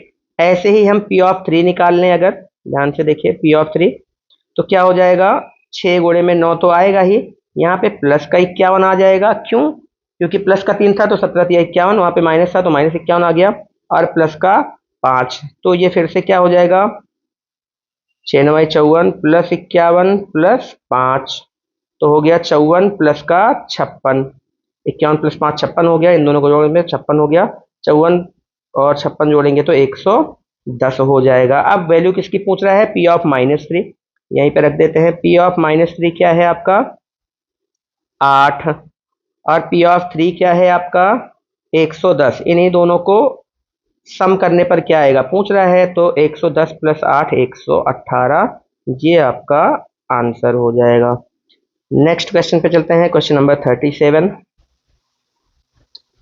कह रहा है कि एक शिक्षक ने 40 विद्यार्थियों द्वारा एक सप्ताह में टेलीविजन देखने में बिताए गए घंटों का घंटों की संख्या दर्ज की। मतलब इसमें क्या किया गया है कि हर बच्चे से पूछा गया कि भैया आपने एक सप्ताह में कितने घंटे टीवी देखा। तो पहले ने बोला कि मैंने 2 घंटे देखा, दूसरे ने बोला कि मैंने एक सप्ताह में कुल 3 घंटे देखा, तीसरे ने बोला कि एक सप्ताह में मैंने 5 घंटे देखा। तो इस तरह से 40 विद्यार्थियों से पूछा गया, सबने अपना अपना बताया कि भैया मैंने 2 घंटा, किसी ने 1 घंटा, किसी ने 3 घंटा, किसी ने 6 घंटा। इस तरह से आंकड़े एकत्रित किए गए। अब इसी के आधार पर कुछ प्रश्न हैं जिसके उत्तर देने हैं। कह रहा है कि कितने विद्यार्थियों ने पहला सवाल, कितने विद्यार्थियों ने ठीक 2 घंटे टीवी देखा। ठीक 2 घंटे का मतलब एग्जैक्ट टू, तो काउंट कर लेंगे। दो कितने लोगों ने बोला है कि मैंने 2 घंटा देखा है? 1, 2, 3, 4, 5, ये हो गया 6, ये हो गया 7, ये हो गया 8, इसके बाद ये हो गया 9। ठीक है, कितने जगह पे सर्कल बना दिया, जितने दो है सबको सर्कल कर लिया। तो 2 घंटे, ठीक ठीक 2 घंटे देखने वाले कितने विद्यार्थी आए? 9। 9 विद्यार्थियों ने 2-2 घंटे बोल रखा है, तो 9 विद्यार्थियों ने 2-2 घंटे टीवी देखा। कितने विद्यार्थियों ने ठीक 4 घंटे टीवी देखा? 4 घंटे के लिए मैं ऐसे अंडरलाइन कर दे रहा हूं, ये 4, 1, 2, 3, 4, 5, 6, 7, 7, टोटल आया 7। तो कितने विद्यार्थियों ने 4 घंटे टीवी देखा? 7 विद्यार्थियों ने 4 घंटे टीवी देखा। अगला, उपरोक्त आंकड़ों से एक बारंबारता सारणी बनाइए। अब देखो, बारंबारता सारणी बनाने के लिए क्या कर देंगे, यहां पे लिख देंगे कि टीवी देखने का समय घंटे में, और एक तरफ लिख देंगे विद्यार्थियों की संख्या, विद्यार्थियों की संख्या, या कह सकते हैं कि बारंबारता। अब देखो टीवी कितना कितना देर देखा गया है भाई, मैं इसको हटा रहा हूं ताकि क्लियर हो जाए। यहाँ पे 2 घंटा, या सबसे छोटे से शुरू कर लेते हैं। सबसे कम जो देखा गया है वो क्या है? 1 घंटा, फिर 2 घंटा, फिर 3 घंटा, फिर 4 घंटा। ठीक है, 1, 2, 3, 4 सारे दिख रहे हैं, 5 भी दिख रहा है, 6 भी दिख रहा है, क्या 7 भी दिख रहा है? नहीं, 7 घंटा किसी का नहीं दिख रहा है। तो अब देखो, 1 घंटा देखने वाले विद्यार्थियों की संख्या कितनी है? 2 घंटा वाले कितने हैं? 3 घंटा वाले की कितनी है? 4 वाले की कितनी है? 5 वाले की कितनी है? और 6 वाले की कितनी है? यही हमें देख देख के काउंट करके लिख देना है। हमने 2 वाले का काउंट ही कर लिया था, कितना आया था? 9। फिर उसके बाद 4 वाले का काउंट कर लिया था, आया था 7। क्या बच रहा है? 1। ये हो गया 1, 2, 3, 4। 1 कितनी बार लिखा है? 4 बार, तो 1 घंटा देखने वाले हो जाएंगे 4। 3 कितनी बार लिखा है? 1, 2, 3, 4, 5, 6, 7, 8। 3 कितनी बार लिखा है? 8 बार, तो 3 घंटा देखने वाले कितने हो जाएंगे? 8 विद्यार्थी हो जाएंगे। फिर आ जाओ, 5 कितनी बार लिखा है? काट दे रहा हूं मैं 5 को। 1, 2, 3, 4, 5, 6, 7। 5 लिखा है 7 बार, तो 5 घंटे देखने वाले भी हो जाएंगे 7। फिर उसके बाद आ जाओ 6 घंटा। 6 कितनी बार लिखा है? तो क्रॉस लगा दे रहा हूं, 1 बार, 2 बार, 3 बार, 4 बार, 5 बार, तो 6 घंटा देखने वाले हैं 5। अब हमने सही काउंट किया है या नहीं, यही है आपकी बारंबारता सारणी। 1 घंटा देखने वाले 4 बार हैं, 2 घंटा देखने वाले 9 बार हैं, इसी को बारंबारता सारणी बोली जाएगी।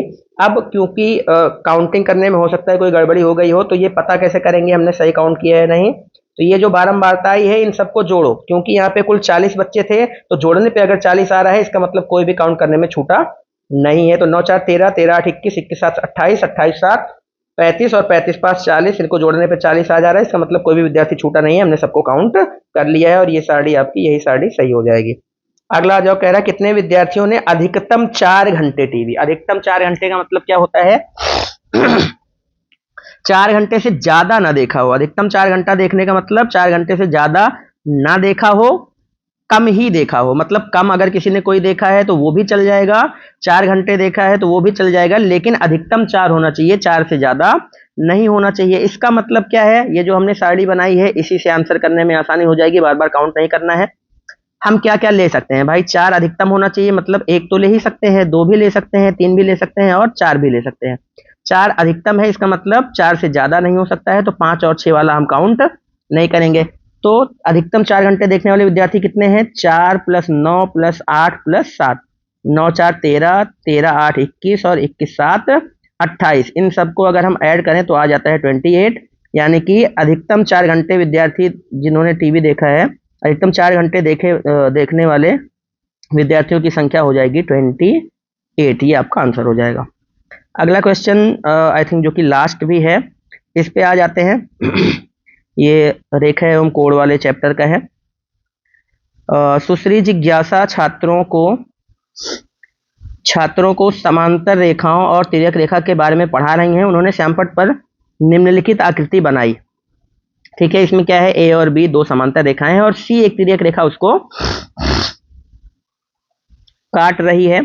कह रहा है कि कोण 1 = 75 है तो कोण 5 का मान बताओ। अब ध्यान से देखो, हमने पढ़ रखा है कि अगर दो समांतर रेखाओं को एक तिर्यक रेखा काटे, ठीक है, तो ये वाला जो कोण है कोण 1 और ये वाला जो कोण है कोण 5, ये दोनों कोण कहे जाते हैं क्या? संगत कोण कहे जाते हैं। क्या कहे जाते हैं?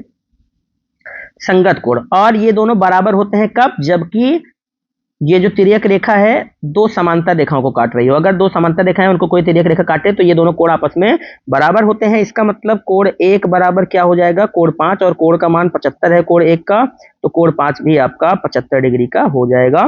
तो कोण 1 बराबर कोण 5 75 डिग्री हो जाएगा। क्यों? क्योंकि ये दोनों संगत कोण हैं। अब कह रहा है कोण 3 बराबर 75 है तो कोण 7 बराबर बताओ। तो जैसे 1 और 5 संगत थे वैसे 1 और 7 भी, 3 और 7 भी। देखो ये वाला 3 और ये वाला 7, ये भी क्या है? संगत है। दो समांतर रेखाओं तिर्यक रेखा काटे तो ये वाला और ये वाला। संगत कोण होता क्या है? तिर्यक रेखा के एक ही ओर बने एक अंतःकोण और एक बाह्य कोण जो होते हैं वो आपस में संगत कोण कहलाते हैं और ये दोनों बराबर होते हैं। तो कोण 1 और 7 भी बराबर होंगे, तो कोण 7 का मान भी क्या आ जाएगा? 75 डिग्री आ जाएगा। क्योंकि कोण 3 का मान, कोण 3 और 7 बराबर होंगे, कोण 1 और 7 नहीं, कोण 3 और 7 बराबर होंगे तो 75 आ जाएगा। फिर उसके बाद आ जाओ कोण 4 105 दिया है तो 3 + 8, कोण 4 का मान 105 दिया हुआ है, तो कोण 3 + कोण 8 का मान बताओ। अब ये जो 105 दिया हुआ है ना, इसको हम ना भी यूज करें हम तब भी बता सकते हैं कि कोण 3 और कोण 8 का मान क्या आएगा। देखो ये एक रेखा हो गई, ये एक रेखा हो गई, दो समांतर रेखाएं हैं। इनको कोई एक तिर्यक रेखा जब कट करती है तो तिर्यक रेखा के एक ही ओर बने दो अंतःकोणों का योगफल। इसी पेपर में 3-4 बार ये सवाल इस टाइप का सवाल आ चुका है कि एक ही ओर के बने अंतःकोणों का योगफल क्या होता है? 180 डिग्री होता है। देखो कोण 3 यहाँ पे लिखा है, कोण 8 यहाँ पे लिखा है और ये तिर्यक रेखा के एक ही ओर बने अंतःकोण है। तो इसका मतलब कोण 3 + कोण 8 बराबर क्या हो जाएगा? 180 डिग्री हो जाएगा। ये जो आपको दिया है कि कोण 4 बराबर 105 है, इसका यूज हम ना भी करें तो भी डायरेक्ट हम बता सकते हैं कि इनका आंसर, इनका सम क्या आ जाएगा? 180 डिग्री आ जाएगा। और अगर आप इसको यूज करना चाहते हो कि भाई ये क्यों दिया है, तो देखो मैं उससे भी बता देता हूँ कि उसके यूज से कैसे निकालेंगे। तो एक सेकंड रुकेंगे आप लोग, ये मैं हटा रहा हूँ, इधर साइड में बना देता हूँ। देखो कुछ इस तरह से दो समांतर रेखाएं हो गई जिसको एक तिर्यक रेखा काट रही है। कोण 4, इसकी मैं सीधा वैल्यू लिख दे रहा हूँ, दिया हुआ है 105। अब हमें पता है कि एक सरल रेखा पर बने कोण का मान पूरा 180 होता है, तो ये 105 है तो ये कितना आ जाएगा? 75 डिग्री आ जाएगा भाई, ये 75 आ जाएगा। इसके बाद ये अगर 105 है, अभी अभी हमने पढ़ा संगत कोण वाला नियम कि अगर इतना 105 है तो ये भी 105 होगा। क्यों होगा? क्योंकि ये संगत कोण होंगे। अब देखो इसका और इसका सम 75 और 105 को जोड़ोगे तो क्या आएगा? 180। तो इस तरह से भी कर सकते हैं। और दूसरा, अगर आपको पता है कि कोई इंटीरियर एंगल्स का सम 180 होता है तो आप डायरेक्ट भी लिख सकते हैं। इसके बाद आ जाओ, कह रहा है कि कोण 5 + 6 + 7 + 8, 5 6 7 8। देखो नीचे कुछ इस तरह से बना हुआ है, फिर से बना देता हूं। ये है, यहाँ पे बना हुआ है 5, यहाँ पे बना हुआ है 8, यहाँ पे बना हुआ है 7, यहाँ पे बना हुआ है 8। ये क्या है? एक पॉइंट के चारों तरफ बना हुआ है। अगर इन चारों को जोड़े तो एक सर्कल टाइप का बन रहा है, ठीक है। और एक सर्कल का कोण होता कितना है? 360। तो कोण 5 + कोण 6 + कोण 7 + कोण 8, इन सबको जोड़ने पे क्या हो जाएगा? 360 हो जाएगा। क्यों हो जाएगा? क्योंकि एक सर्कल का बना हुआ कोण कितना होता है? 360 डिग्री होता है। तो ये आपका सैंपल पेपर पूरा का पूरा कंप्लीट हो चुका है। अगर वीडियो आपको पसंद आई है तो वीडियो को लाइक करिएगा, चैनल को सब्सक्राइब करिएगा और अपने साथियों को शेयर करना बिल्कुल मत भूलिएगा, जिससे ज़्यादा से ज़्यादा लोग इस वीडियो का फ़ायदा उठा सकें और अपने मिड टर्म एग्जाम की तैयारी कर सकें। धन्यवाद। x plus a into x plus B, तो जब हम इसको फॉर्मूला खोलते हैं तो क्या आता है, x square plus a plus b x और प्लस ए बी, इस तरह से, ठीक है ना। ये एक फॉर्मूला होता है। इसी वाले फॉर्मूले पे हम इसको करेंगे। भाई हम 100 को क्या 101 को लिख सकते हैं 100 प्लस 1, और इनटू करना है 100 प्लस 2 को, 100 प्लस 2 सर्वसमिका का प्रयोग करना है। करने को हम डायरेक्ट गुणा भी कर सकते हैं, लेकिन ये कह रहा है कि उपयुक्त सर्वसमिका का प्रयोग करना है। उपयुक्त मतलब इससे ऐसे वाले सर्वसमिका का यूज करो जिससे इसको सॉल्व किया जा सकता है। तो इसको 100 प्लस 1 और 100 प्लस 2 रखेंगे। अगर यहाँ पे 100 को x मानो, a को a मानो, 100 को x मानो और 2 को b मानो, तो ये हो गया x plus a x plus b। तो इस वाले फॉर्मूले पे लग जाएगा। इसमें क्या आता है, एक्स स्क्वायर यानी कि 100 का square plus a plus b x, a क्या है 1, b क्या है 2, यानी कि 2 प्लस 1 यानी कि 3x, सीधा सॉल्व कर रहा हूं मैं, ठीक है। प्लस क्या हो जाएगा आपका ए बी यानी कि 2 इंटू 1 2, 2 इंटू 1 ही लिख दे रहा हूं मैं। तो ये हो जाएगा 100 का स्क्वायर कितना होता है आपका 3x, x भी नहीं लिखना है, 3x की वैल्यू यहाँ पे क्या है, x मैं मिटा रहा हूं, देखो पूरा बकायदा लिखो, x स्क्वायर यानी कि 100 square plus a plus B, a है 1 b है 2, x क्या है 100 है, प्लस a इंटू बी यानी कि 1 इंटू 2, इस तरह से। 100 का स्क्वायर क्या हो जाएगा भाई, 2 जीरो का स्क्वायर करोगे तो 4 जीरो, प्लस ये क्या है 2 प्लस 1 3, 3 इंटू 100 300 प्लस 2, तो ये क्या हो जाएगा 10302। इसको जब आप ऐड करोगे तो 10302 ये आपका आंसर हो जाएगा। इसको गुणा करने पर 10302 आ जाएगा। यहाँ पे ये वाली जो सरसंख्या है x plus a into x plus b बराबर x square plus a plus b x plus a b, ये वाले सरसंख्या का यूज करेंगे। अगले सवाल पे चलते हैं। अगला सवाल है, उस बिंदु के निर्देशांक ज्ञात कीजिए जो एक्स अक्ष और वाई अक्ष दोनों अक्षों पर स्थित है। अब ध्यान से देखो, दोनों अक्षों पर भैया कैसे स्थित रहेगा, ध्यान से देखो। ये जो मूल बिंदु होता है ये कहां पर है, अगर एक्स अक्ष पर चले हम तो एक्स अक्ष भी इस पॉइंट से जा रहा है, वाई अक्ष पर चले हम तो वाई अक्ष भी इस पॉइंट पर जा रहा है। इसका मतलब जो मूल बिंदु होता है वही एक ऐसा पॉइंट है जो दोनों अक्षों पर होता है। इसके अलावा यहां लोगे तो भाई ये एक्स अक्ष पर है, यहां लोगे तो ये केवल वाई अक्ष पर है, लेकिन ये जो पॉइंट है इससे एक्स अक्ष भी जा रहा है और वाई अक्ष भी जा रहा है। तो जो मूल बिंदु होता है 0,0, जो मूल बिंदु होता है, मूल बिंदु वही जो पॉइंट होता है वो एक्स पर भी होता है और वाई अक्ष पर भी होता है। तो इसका आंसर हो जाएगा मूल बिंदु, ठीक है। हटा रहा हूं मैं। अगला सवाल कह रहा है जिसकी कोटि -4 है जो वाई अक्ष पर स्थित है। तो जो हम लिखते हैं कोई भी पॉइंट वो होता है एक्स कॉमा वाई, जहां पे ये क्या होता है भुज और ये क्या होता है कोटि। कह रहा है कि ऐसा पॉइंट लिखो जो कि वाई अक्ष पर स्थित है। मैंने बताया था अभी आपको कि अगर वाई अक्ष पर है इसका मतलब एक्स पे बिल्कुल नहीं चले हैं, तो एक्स कोऑर्डिनेट क्या आता है 0। तो वाई अक्ष पर है कह रहा है, इसका मतलब एक्स कोऑर्डिनेट आएगा 0। फिर कह रहा है जिसकी कोटि -4 हो, कोटि मतलब वाई वाला निर्देशांक -4 हो, तो 0, -4 जब हम करेंगे तो वो वाई अक्ष पर होगा। उसको देखो अगर प्लॉट भी करना है तो ये जो बगल में मैंने प्लॉट कर दिया है कुछ इस तरह से प्लॉट कर सकते हैं। तो 0, -4 जो होगा उसकी कोटि -4 होगी और ये वाई अक्ष पर होगा। क्यों? क्योंकि इसका एक्स निर्देशांक 0 है। हटा रहा हूं मैं इसको। अगला सवाल, जिसका भुज 5 है जो एक्स अक्ष पर स्थित है। भाई भुज का मतलब एक्स कोऑर्डिनेट, एक्स निर्देशांक जो है वो 5 है और एक्स अक्ष पर स्थित है, इसका मतलब वाई वाला 0 होगा। फिर से देखो भाई, भुज क्या है 5 है और एक्स अक्ष पर स्थित है, तो एक्स पर जाके 5 पर अगर स्थित हो तुम तो एक्स पर ही हो, तो वाई इसका मतलब 0 है, तो 5,0 हो जाएगा। इस तरह से हो जाएगा। अगला सवाल आ जाओ।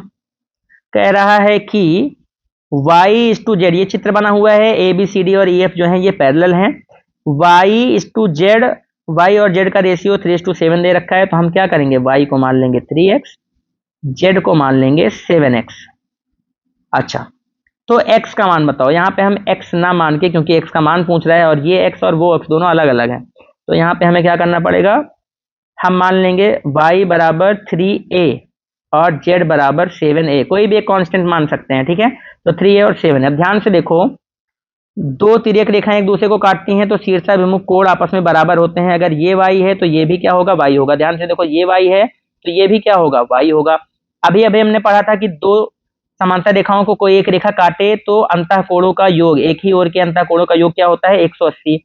यानी कि y प्लस जेड, यहाँ पे जो z है, y प्लस जेड क्या होना चाहिए, 180 होना चाहिए। मतलब 3a और 7 है, y की वैल्यू 3a, z की वैल्यू 7 है, इनको जोड़ेंगे 10a, 10a की वैल्यू क्या होनी चाहिए, 180। तो a की वैल्यू क्या होनी चाहिए, 18। भाई 180 को 10 से काटोगे, a की वैल्यू क्या होनी चाहिए, 18 डिग्री।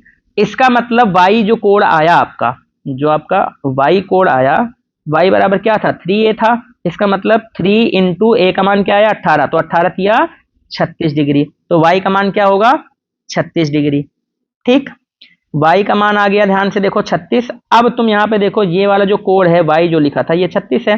अब x और y जो है, क्या ये भी एक ही ओर के अंतःकोण है, हाँ बिल्कुल। तो x प्लस वाई ये भी क्या होना चाहिए, 180। भाई देखो, ये दो समांतर रेखाएं हैं, एक ही ओर के अंतःकोण ये x और ये y, तो इनका भी सम क्या होना चाहिए, 180 होना चाहिए। अब x की वैल्यू हम निकाल सकते हैं, x बराबर हो जाएगा 180 डिग्री माइनस y, y का मान अभी अभी निकाला 36 डिग्री। 180 में से जब हम 36 घटा देंगे तो हमारा आ जाएगा 144 डिग्री।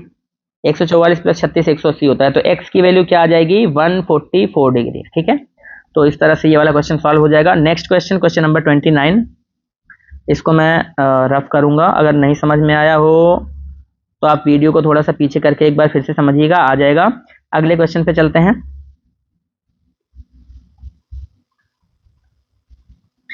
अगले क्वेश्चन पे, या इसी में मैं एक बार फिर से समझा दूं। देखो, ये वाला y होगा, शीर्षाभिमुख कोण है, y प्लस जेड जो होगा वो होना चाहिए 180 डिग्री। ऐसे ही x प्लस वाई भी क्या होना चाहिए भाई, वो भी इंटीरियर को इंटीरियर एंगल्स है तो उनका भी सम 180 होना चाहिए। y और z 3 और 7 थे, तो हमने तो अगर 3a और 7a माना तो 10a की वैल्यू हो गई 180, तो a की वैल्यू हो गई 18। तो y क्या था, 3a था, तो 3a मतलब 18 दूना 36, 18 तिया 54। एक सेकंड, हाँ गलती हुई है, y की वैल्यू क्या थी, 3a थी। ठीक, y की वैल्यू 3a थी, तो 3 इंटू 18, 18 दूना 36, 18 तिया 54, तो a की वैल्यू आएगी 54 डिग्री। तो यहाँ पे y की वैल्यू आएगी 54 डिग्री, तो x प्लस वाई बराबर 180 डिग्री। तो x बराबर क्या हो जाएगा, 180 डिग्री माइनस वाई, वाई यानी कि 54 डिग्री।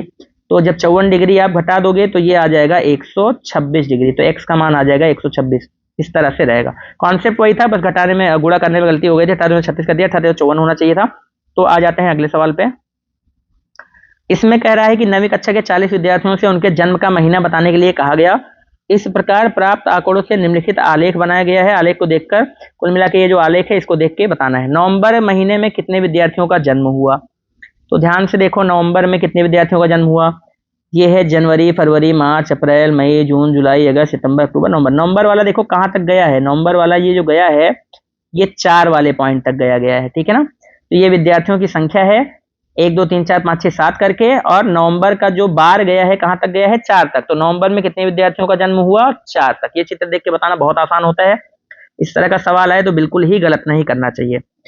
किस महीने में सबसे अधिक विद्यार्थियों का जन्म हुआ, भाई जो बार सबसे ज्यादा बना है मतलब उस महीने में जो बार सबसे लंबा है। ठीक है, ये जो दंडालेख बना है जिसमें जिस बार की लंबाई, जिस दंड की लंबाई सबसे लंबी है, उस महीने में सबसे ज्यादा बच्चे पैदा हुए होंगे। कौन से महीने में, ये है अगस्त का महीना, यही वाला सबसे लंबा बना हुआ है। कितने बच्चे पैदा हुए हैं, 6। अगस्त में पैदा हुए हैं सबसे ज्यादा, कितने, 6। ठीक है, किस महीने में सबसे कम विद्यार्थियों का जन्म हुआ है, सबसे छोटा ये वाला बना हुआ है। कौन सा सबसे छोटा बना हुआ है, जून वाला। तो जून में सबसे कम बच्चे पैदा हुए हैं, कितने, ये 1 वाले के ही बराबर तक गया है। तो जून में कितने पैदा हुए हैं, 1। इस तरह से सारे आंसर आप आराम से कर सकते हो। अगला सवाल आ जाओ, कह रहा है संलग्न आकृति की सहायता से निम्नलिखित प्रश्नों के उत्तर दीजिए। बी के निर्देशांक, सी के निर्देशांक और निर्देशांकों -3, -5 द्वारा पहचाना गया बिंदु। अच्छा, बी के निर्देशांक बताने हैं। अब यहाँ पे देखो, जूम करके देखता हूं मैं, बी कहाँ पे लिखा है, देखो ये यहाँ पे लिखा हुआ है बी। तो अब बी के लिए ध्यान से देखो, वाई अक्ष से कहाँ आ रहे हैं, लेफ्ट में आ रहे हैं। कहाँ आ रहे हैं? लेफ्ट में। लेफ्ट में कितना आ रहे हैं? इतना लेफ्ट में आ रहे हैं। लेफ्ट में यहां तक आने पे कितना चले हैं? -5। तो x पे कितना चल गए? -5। y कितना ऊपर जा रहे हैं भाई? y के लिए ऊपर जा रहे हैं। कितना ऊपर जा रहे हैं? यहां से यहां तक देखो, यहाँ पे 2 लिखा है, मतलब -5, 2। तो ये जो b है आपका -5, 2 हो जाएगा। फिर कह रहा है c के निर्देशांक। c देखो यहाँ पे है। c के लिए ये जो पॉइंट है ये x पे कितना चला है भाई? देखो यहाँ पे, यहाँ से यहाँ तक। तो ये वाला जो पॉइंट है x पे कहाँ आ रहा है? 5 पे। तो x पे हो गया 5।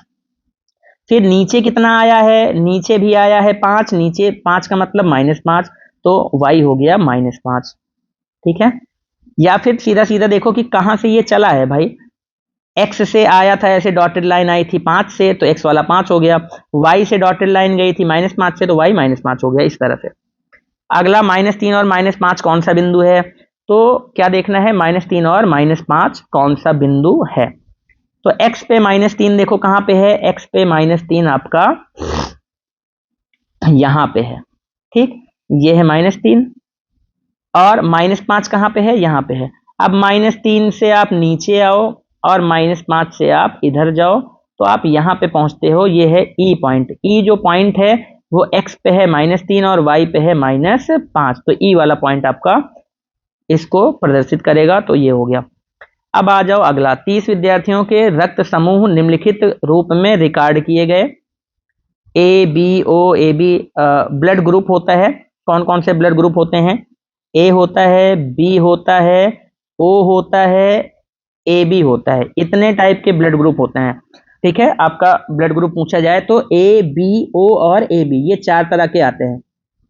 तो 30 विद्यार्थी थे भाई। सबसे पूछोगे, किसी का ए होगा, किसी का बी होगा, किसी का ओ होगा, किसी का ए बी होगा, लेकिन इन 4 के अलावा तो कुछ हो नहीं सकता है। इसका मतलब कुछ बच्चों का, कुछ ऐसे बच्चे होंगे ढेर सारे जिनका ए होगा, कुछ होंगे जिनका बी होगा। मतलब ए वाले भी बहुत होंगे, बी वाले भी बहुत होंगे, ओ वाले भी बहुत होंगे और ए बी वाले भी बहुत होंगे। तो इस तरह से 30 बच्चों से पूछा गया, तो इन आंकड़ों के लिए एक बारंबारता बंटन सारणी तैयार करनी है। उसके लिए देखो सारणी कैसे तैयार करेंगे। यहाँ पे हम लिख लेंगे ब्लड ग्रुप। क्या लिखेंगे? Blood group. और यहाँ पे फ्रीक्वेंसी क्या लिखेंगे? फ्रीक्वेंसी, या फिर हिंदी में बारंबारता। बारंबारता। अब देखो ब्लड ग्रुप ए वाले ब्लड ग्रुप वाले कितने बच्चे हैं? अब हमें देखना पड़ेगा कितनी बार ए है। तो 1 2 3 4 5 6 7 8 9 10 11 12, 12 बार ए लिखा है। तो ब्लड ग्रुप ए वाले कितने बच्चे हैं? बारंबारता उनकी कितनी है? 12। ठीक है, ए वाले हो गए 12। अब देखो बी वाले कितने हैं? ब्लड ग्रुप बी, यही बारंबारता सारणी है। अब बी वाला काउंट करो। ये हो गया बी, 1 2 3 4 5 6 7 8। बी वाले कितनी बार हैं? 8 बार हैं। ए बी हो गया। अब ओ वाले पे आ जाओ। ओ वाले को अलग कलर से काउंट कर लेता हूं। ओ वाला देखो, ओ 1 2 3 4 5 6। ओ वाले कितने हो गए? 6 हो गए। ठीक है, इसके बाद बचा क्या? ए बी बचा है। ए बी वाला देख लो। ये ए बी हो गया 1 बार, ए बी हो गया 2 बार, ए बी हो गया 3 बार, ए बी हो गया 4 बार। तो ए बी वाले कितने हो गए? 4। अब ध्यान से देखो, 6 4 10, 12 8 20, और 20 और 10 टोटल 30। 30 बच्चे थे, सारे काउंटिंग हो गए। इसका मतलब सही से जोड़ा है। तो यही हो गई बारंबारता सारणी। ए वाले की बारंबारता कितनी है? 12, बी वालों की 8, ओ वालों ब्लड ग्रुप वालों की 6 और ए बी ब्लड ग्रुप वालों की 4। इस तरह से हम इसको सॉल्व कर लेंगे। यही बारंबारता सारणी होती है। अगला सवाल।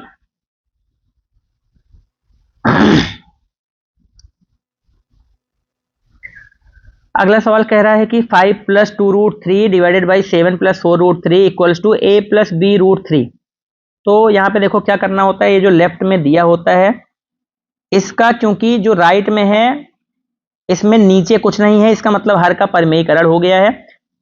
सिंपल सा है कि लेफ्ट में जो है हर का परमेयीकरण करके सॉल्व करेंगे। जो भी आएगा उसको राइट वाले से कंपेयर करके ए और बी की वैल्यू बता देंगे। तो देखो लेफ्ट में लिखा क्या है? 5 + 2√3 डिवाइडेड बाई 7 + 4√3। परमेयीकरण करेंगे, उसके लिए क्या करेंगे? 7 - 4√3 से गुणा करेंगे। किससे? 7 माइनस 4√3 से ऊपर गुणा और 7 माइनस 4√3 से नीचे गुणा, ये करेंगे। ये हो गया a प्लस बी और a माइनस बी, ठीक है। तो ये क्या हो जाएगा, ऊपर 5 प्लस 2√3 इंटू 7 माइनस 4√3, नीचे हो जाएगा a square minus B square. a क्या है 7, 7 का स्क्वायर करेंगे 49 माइनस बी स्क्वायर, b क्या है 4√3। अब 4√3 का जब आप स्क्वायर करोगे तो 4 का स्क्वायर 16 और √3 का स्क्वायर 3, तो 16 3 48, क्या आएगा 48। तो 49 माइनस 48 कर देंगे, नीचे इसका मतलब क्या आ गया, 1 आ गया। मतलब क्या है कि नीचे कुछ नहीं बचा, केवल ऊपर ऊपर बचा है। नीचे हो गया हमारा 1। तो अब देखो इसको जब सॉल्व करेंगे, सॉल्व करने का मतलब ऊपर जो लिखा है वही वही बचा है। 5 प्लस 2√3 इंटू 7 माइनस 4√3, इसको सॉल्व करो।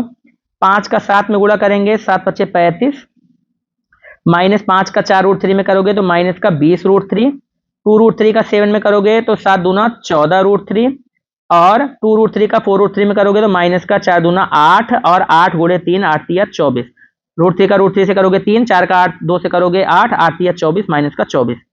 अब इसको सॉल्व करो, 35 में से 24 को हटा दो आ जाएगा 11, 35 में से 24 को घटा दो आ जाएगा 11, और 14 में से 20 को घटाओगे तो आ जाएगा माइनस का 7, 14 में से 20 को घटाओगे तो माइनस का 7, और √3 था तो √3 आ ही जाएगा।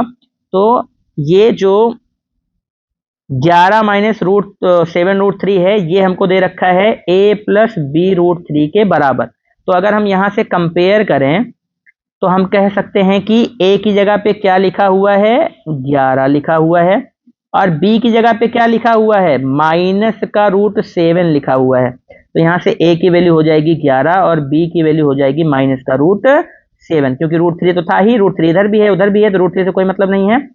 a की जगह पहला पर 11 लिखा हुआ है, और b की जगह यहाँ पे प्लस था, यहाँ माइनस है, इसका मतलब b की वैल्यू माइनस में है, तो b की वैल्यू माइनस का 7 हो जाएगी। यही आपका आंसर हो जाएगा। आ जाते हैं क्वेश्चन नंबर 33 पे। 33 क्या, इसी में अथवा करके एक और सवाल है, वो देखेंगे, इसको रफ करूंगा।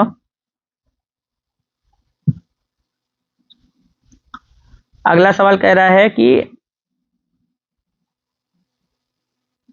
4 डिवाइडेड बाई 216 की power minus 2/3 plus 1 divided by 256 की power minus 3/4 plus 2 divided by 243 की पावर माइनस 1/5। ध्यान से देखो, ये जो 16 है 216, इसको हम 6 6 36, 36 6 की पावर लिख सकते हैं 3, 36 गुणे 6 करने पर 216 आता है, ये 6 का क्यूब लिखा है बेसिकली। तो 4 बटे में 6 का क्यूब हो गया 216, और पावर में था माइनस 2/3, प्लस 1 बटे में 256 जो है, ये 4 की पावर 4 लिखा है, 256 जो होता है वो 4 की पावर 4 होता है, आप सॉल्व करके देख लीजिएगा, ये हो गया। प्लस 2 बटे में जो 243 लिखा है, ये 3 की पावर 5 होता है, ठीक है ना, 3 3 होती है 27, 81, 81 243, हाँ, तो ये होता है 3 की पावर 5, और ये हो गया पावर में माइनस 1/5, इस तरह से।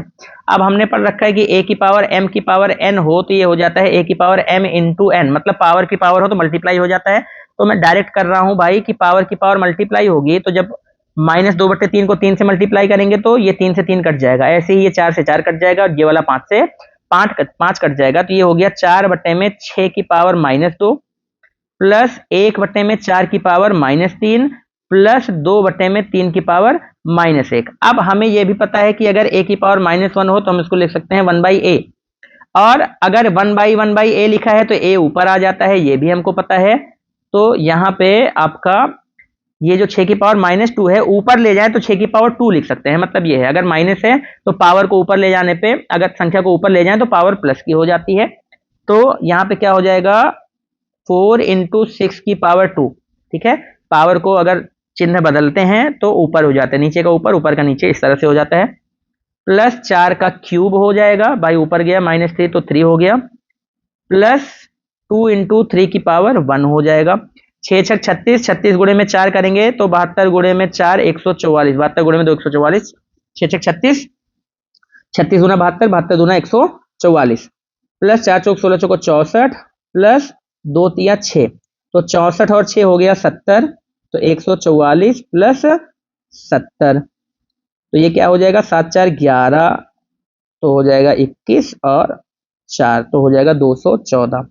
ठीक है, 0 + 4 4, 7 4 11 और 1 1 2, 214 आपका आंसर हो जाएगा। चलते हैं अगले सवाल पे, इसको हटा रहा हूं मैं। ये क्वेश्चन नंबर 33 आप देखिए, ये लिखा हुआ है कि x + 4 = -4, x + y = -4, तो x³ + y³ -12xy और प्लस का 64। अब ध्यान से देखो, x + y अगर 4 को इधर लेके आए तो +4 हो जाएगा। ठीक है, x + y + 4 = 0। ठीक है, हमने पढ़ रखा है कि अगर a + b + c = 0 हो तो a³ + b³ + c³ -3abc जो होता है वो हमेशा 0 होता है। ये हमने एक फॉर्मूला पढ़ रखा है। तो इसको a मानो, इसको b मानो, इसको c मानो। देखो कि क्या ये a³ + b³ + c³ -3abc लिखा है या नहीं। a क्या है x, तो a³ करेंगे तो x³ आएगा। b क्या है y, तो b³ करेंगे तो y³ आएगा। c क्या है 4, 4 का क्यूब करेंगे तो 4 × 16 = 64 आएगा। -3 × a यानी कि x × b यानी कि y × c यानी कि 4। तो ये हो गया x³ + y³ + 64 -4 × 12xy। ये लिखा क्या है, a³ + b³ + c³ -3abc लिखा है। कब, जबकि x + y + 4 = 0 है, मतलब a + b + c = 0 है। तो इस केस में क्या हो जाता है, अगर a + b + c, देखो a + b + c = 0 है तो a³ + b³ + c³ -3abc। फिर से एक बार देखेंगे, ये है a, ये है b, ये है c, a + b + c = 0 है तो a³ + b³ + c³ -3abc, a³ + b³ + c³ -3abc, वही चीज यहाँ पे लिखी हुई है, इसी चीज की वैल्यू पूछ रही है। ये क्या हो जाता है, 0 हो जाता है, तो इसका मान क्या हो जाएगा, 0 हो जाएगा। अगले सवाल पे आ जाते हैं। अगला सवाल, 2x + y = 7 के कोई 5 हल लिखिए। अभी मैंने बताया था कि कोई एक रैखिक समीकरण 2 चर वाला हो तो उसके अनंत हल होते हैं, तभी 5 हल पूछ रहा है। तो क्या करोगे, एक बार x = 0 रखोगे तो y = क्या आ जाएगा, 7। भाई ये पूरा 0 हो गया तो y = 7। x = 1 रख लो तो y = क्या आ जाएगा, ये 2 1 जा 2, तो 2 उधर जाके घटेगा तो y = 5। ऐसे ही x = 2 रख लो तो y = क्या आ जाएगा, 2 दूना 4, 4 जाके घट जाएगा 7 में से तो आ जाएगा 3। x = 3 रख लो तो y = क्या आ जाएगा, 3 दूना 6, 6 जाके घटेगा तो 1 आ जाएगा। x = 4 रख लो, 4 दूना 8, 8 उधर जाके घटेगा तो y = क्या आ जाएगा, -1। ये 5 आपके हल हो जाएंगे। कोई भी अगर कह रहा है कि 2 4 5 हल बताओ तो x की वैल्यू बदलते जाओ, y की कुछ ना कुछ वैल्यू आती जाएगी। x = 0, y = 7, ये पहला हल हो गया। x = 1, y = 5, इस तरह से ये 5 हल आपको मिल जाएंगे। अगला सवाल कह रहा है कि सिद्ध कीजिए कि यदि दो रेखाएं एक दूसरे को प्रतिच्छेद करती हैं तो शीर्षाभिमुख कोण बराबर होते हैं। ये बहुत ही आसान सी चीज है कि दो रेखाएं अगर एक दूसरे को प्रतिच्छेदित कर रही हैं, ये रेखा हो गई भाई आपकी, इसको मैं अगर अच्छे से बनाना चाहूं तो कुछ इस तरह से कर सकता हूं। ये एक रेखा है, ये एक रेखा है, ठीक है, ए बी सी डी। दो रेखाएं एक दूसरे को प्रतिच्छेद करती हैं तो शीर्षाभिमुख कोण आपस में बराबर होते हैं। यहाँ पे देखो कितने कोण बन रहे हैं, यहाँ पे 4 कोण बन रहे हैं, ए बी सी डी। अब अगर हम ए और सी को जोड़ें, देखो ये क्या है, ए और सी, क्योंकि ए बी पर बना हुआ है, ये लीनियर पेयर बन रहा है तो ए + सी बराबर क्या होना चाहिए, 180 डिग्री होना चाहिए। भाई एक सरल रेखा का कोण है, ठीक है। ए + सी, ये जो कोण बन रहा है ये एओबी रेखा पर बना हुआ है तो ए + सी 180 होना चाहिए। ऐसे ही अगर हम इधर वाले पे आ जाएं, ये वाला ए + बी, तो ए + बी जो होगा वो भी क्या होना चाहिए, 180। तो देखो ए में सी जोड़ा तब भी 180 आया, ए में बी जोड़ा तब भी 180 आया। इसका मतलब ए + सी = ए + बी है।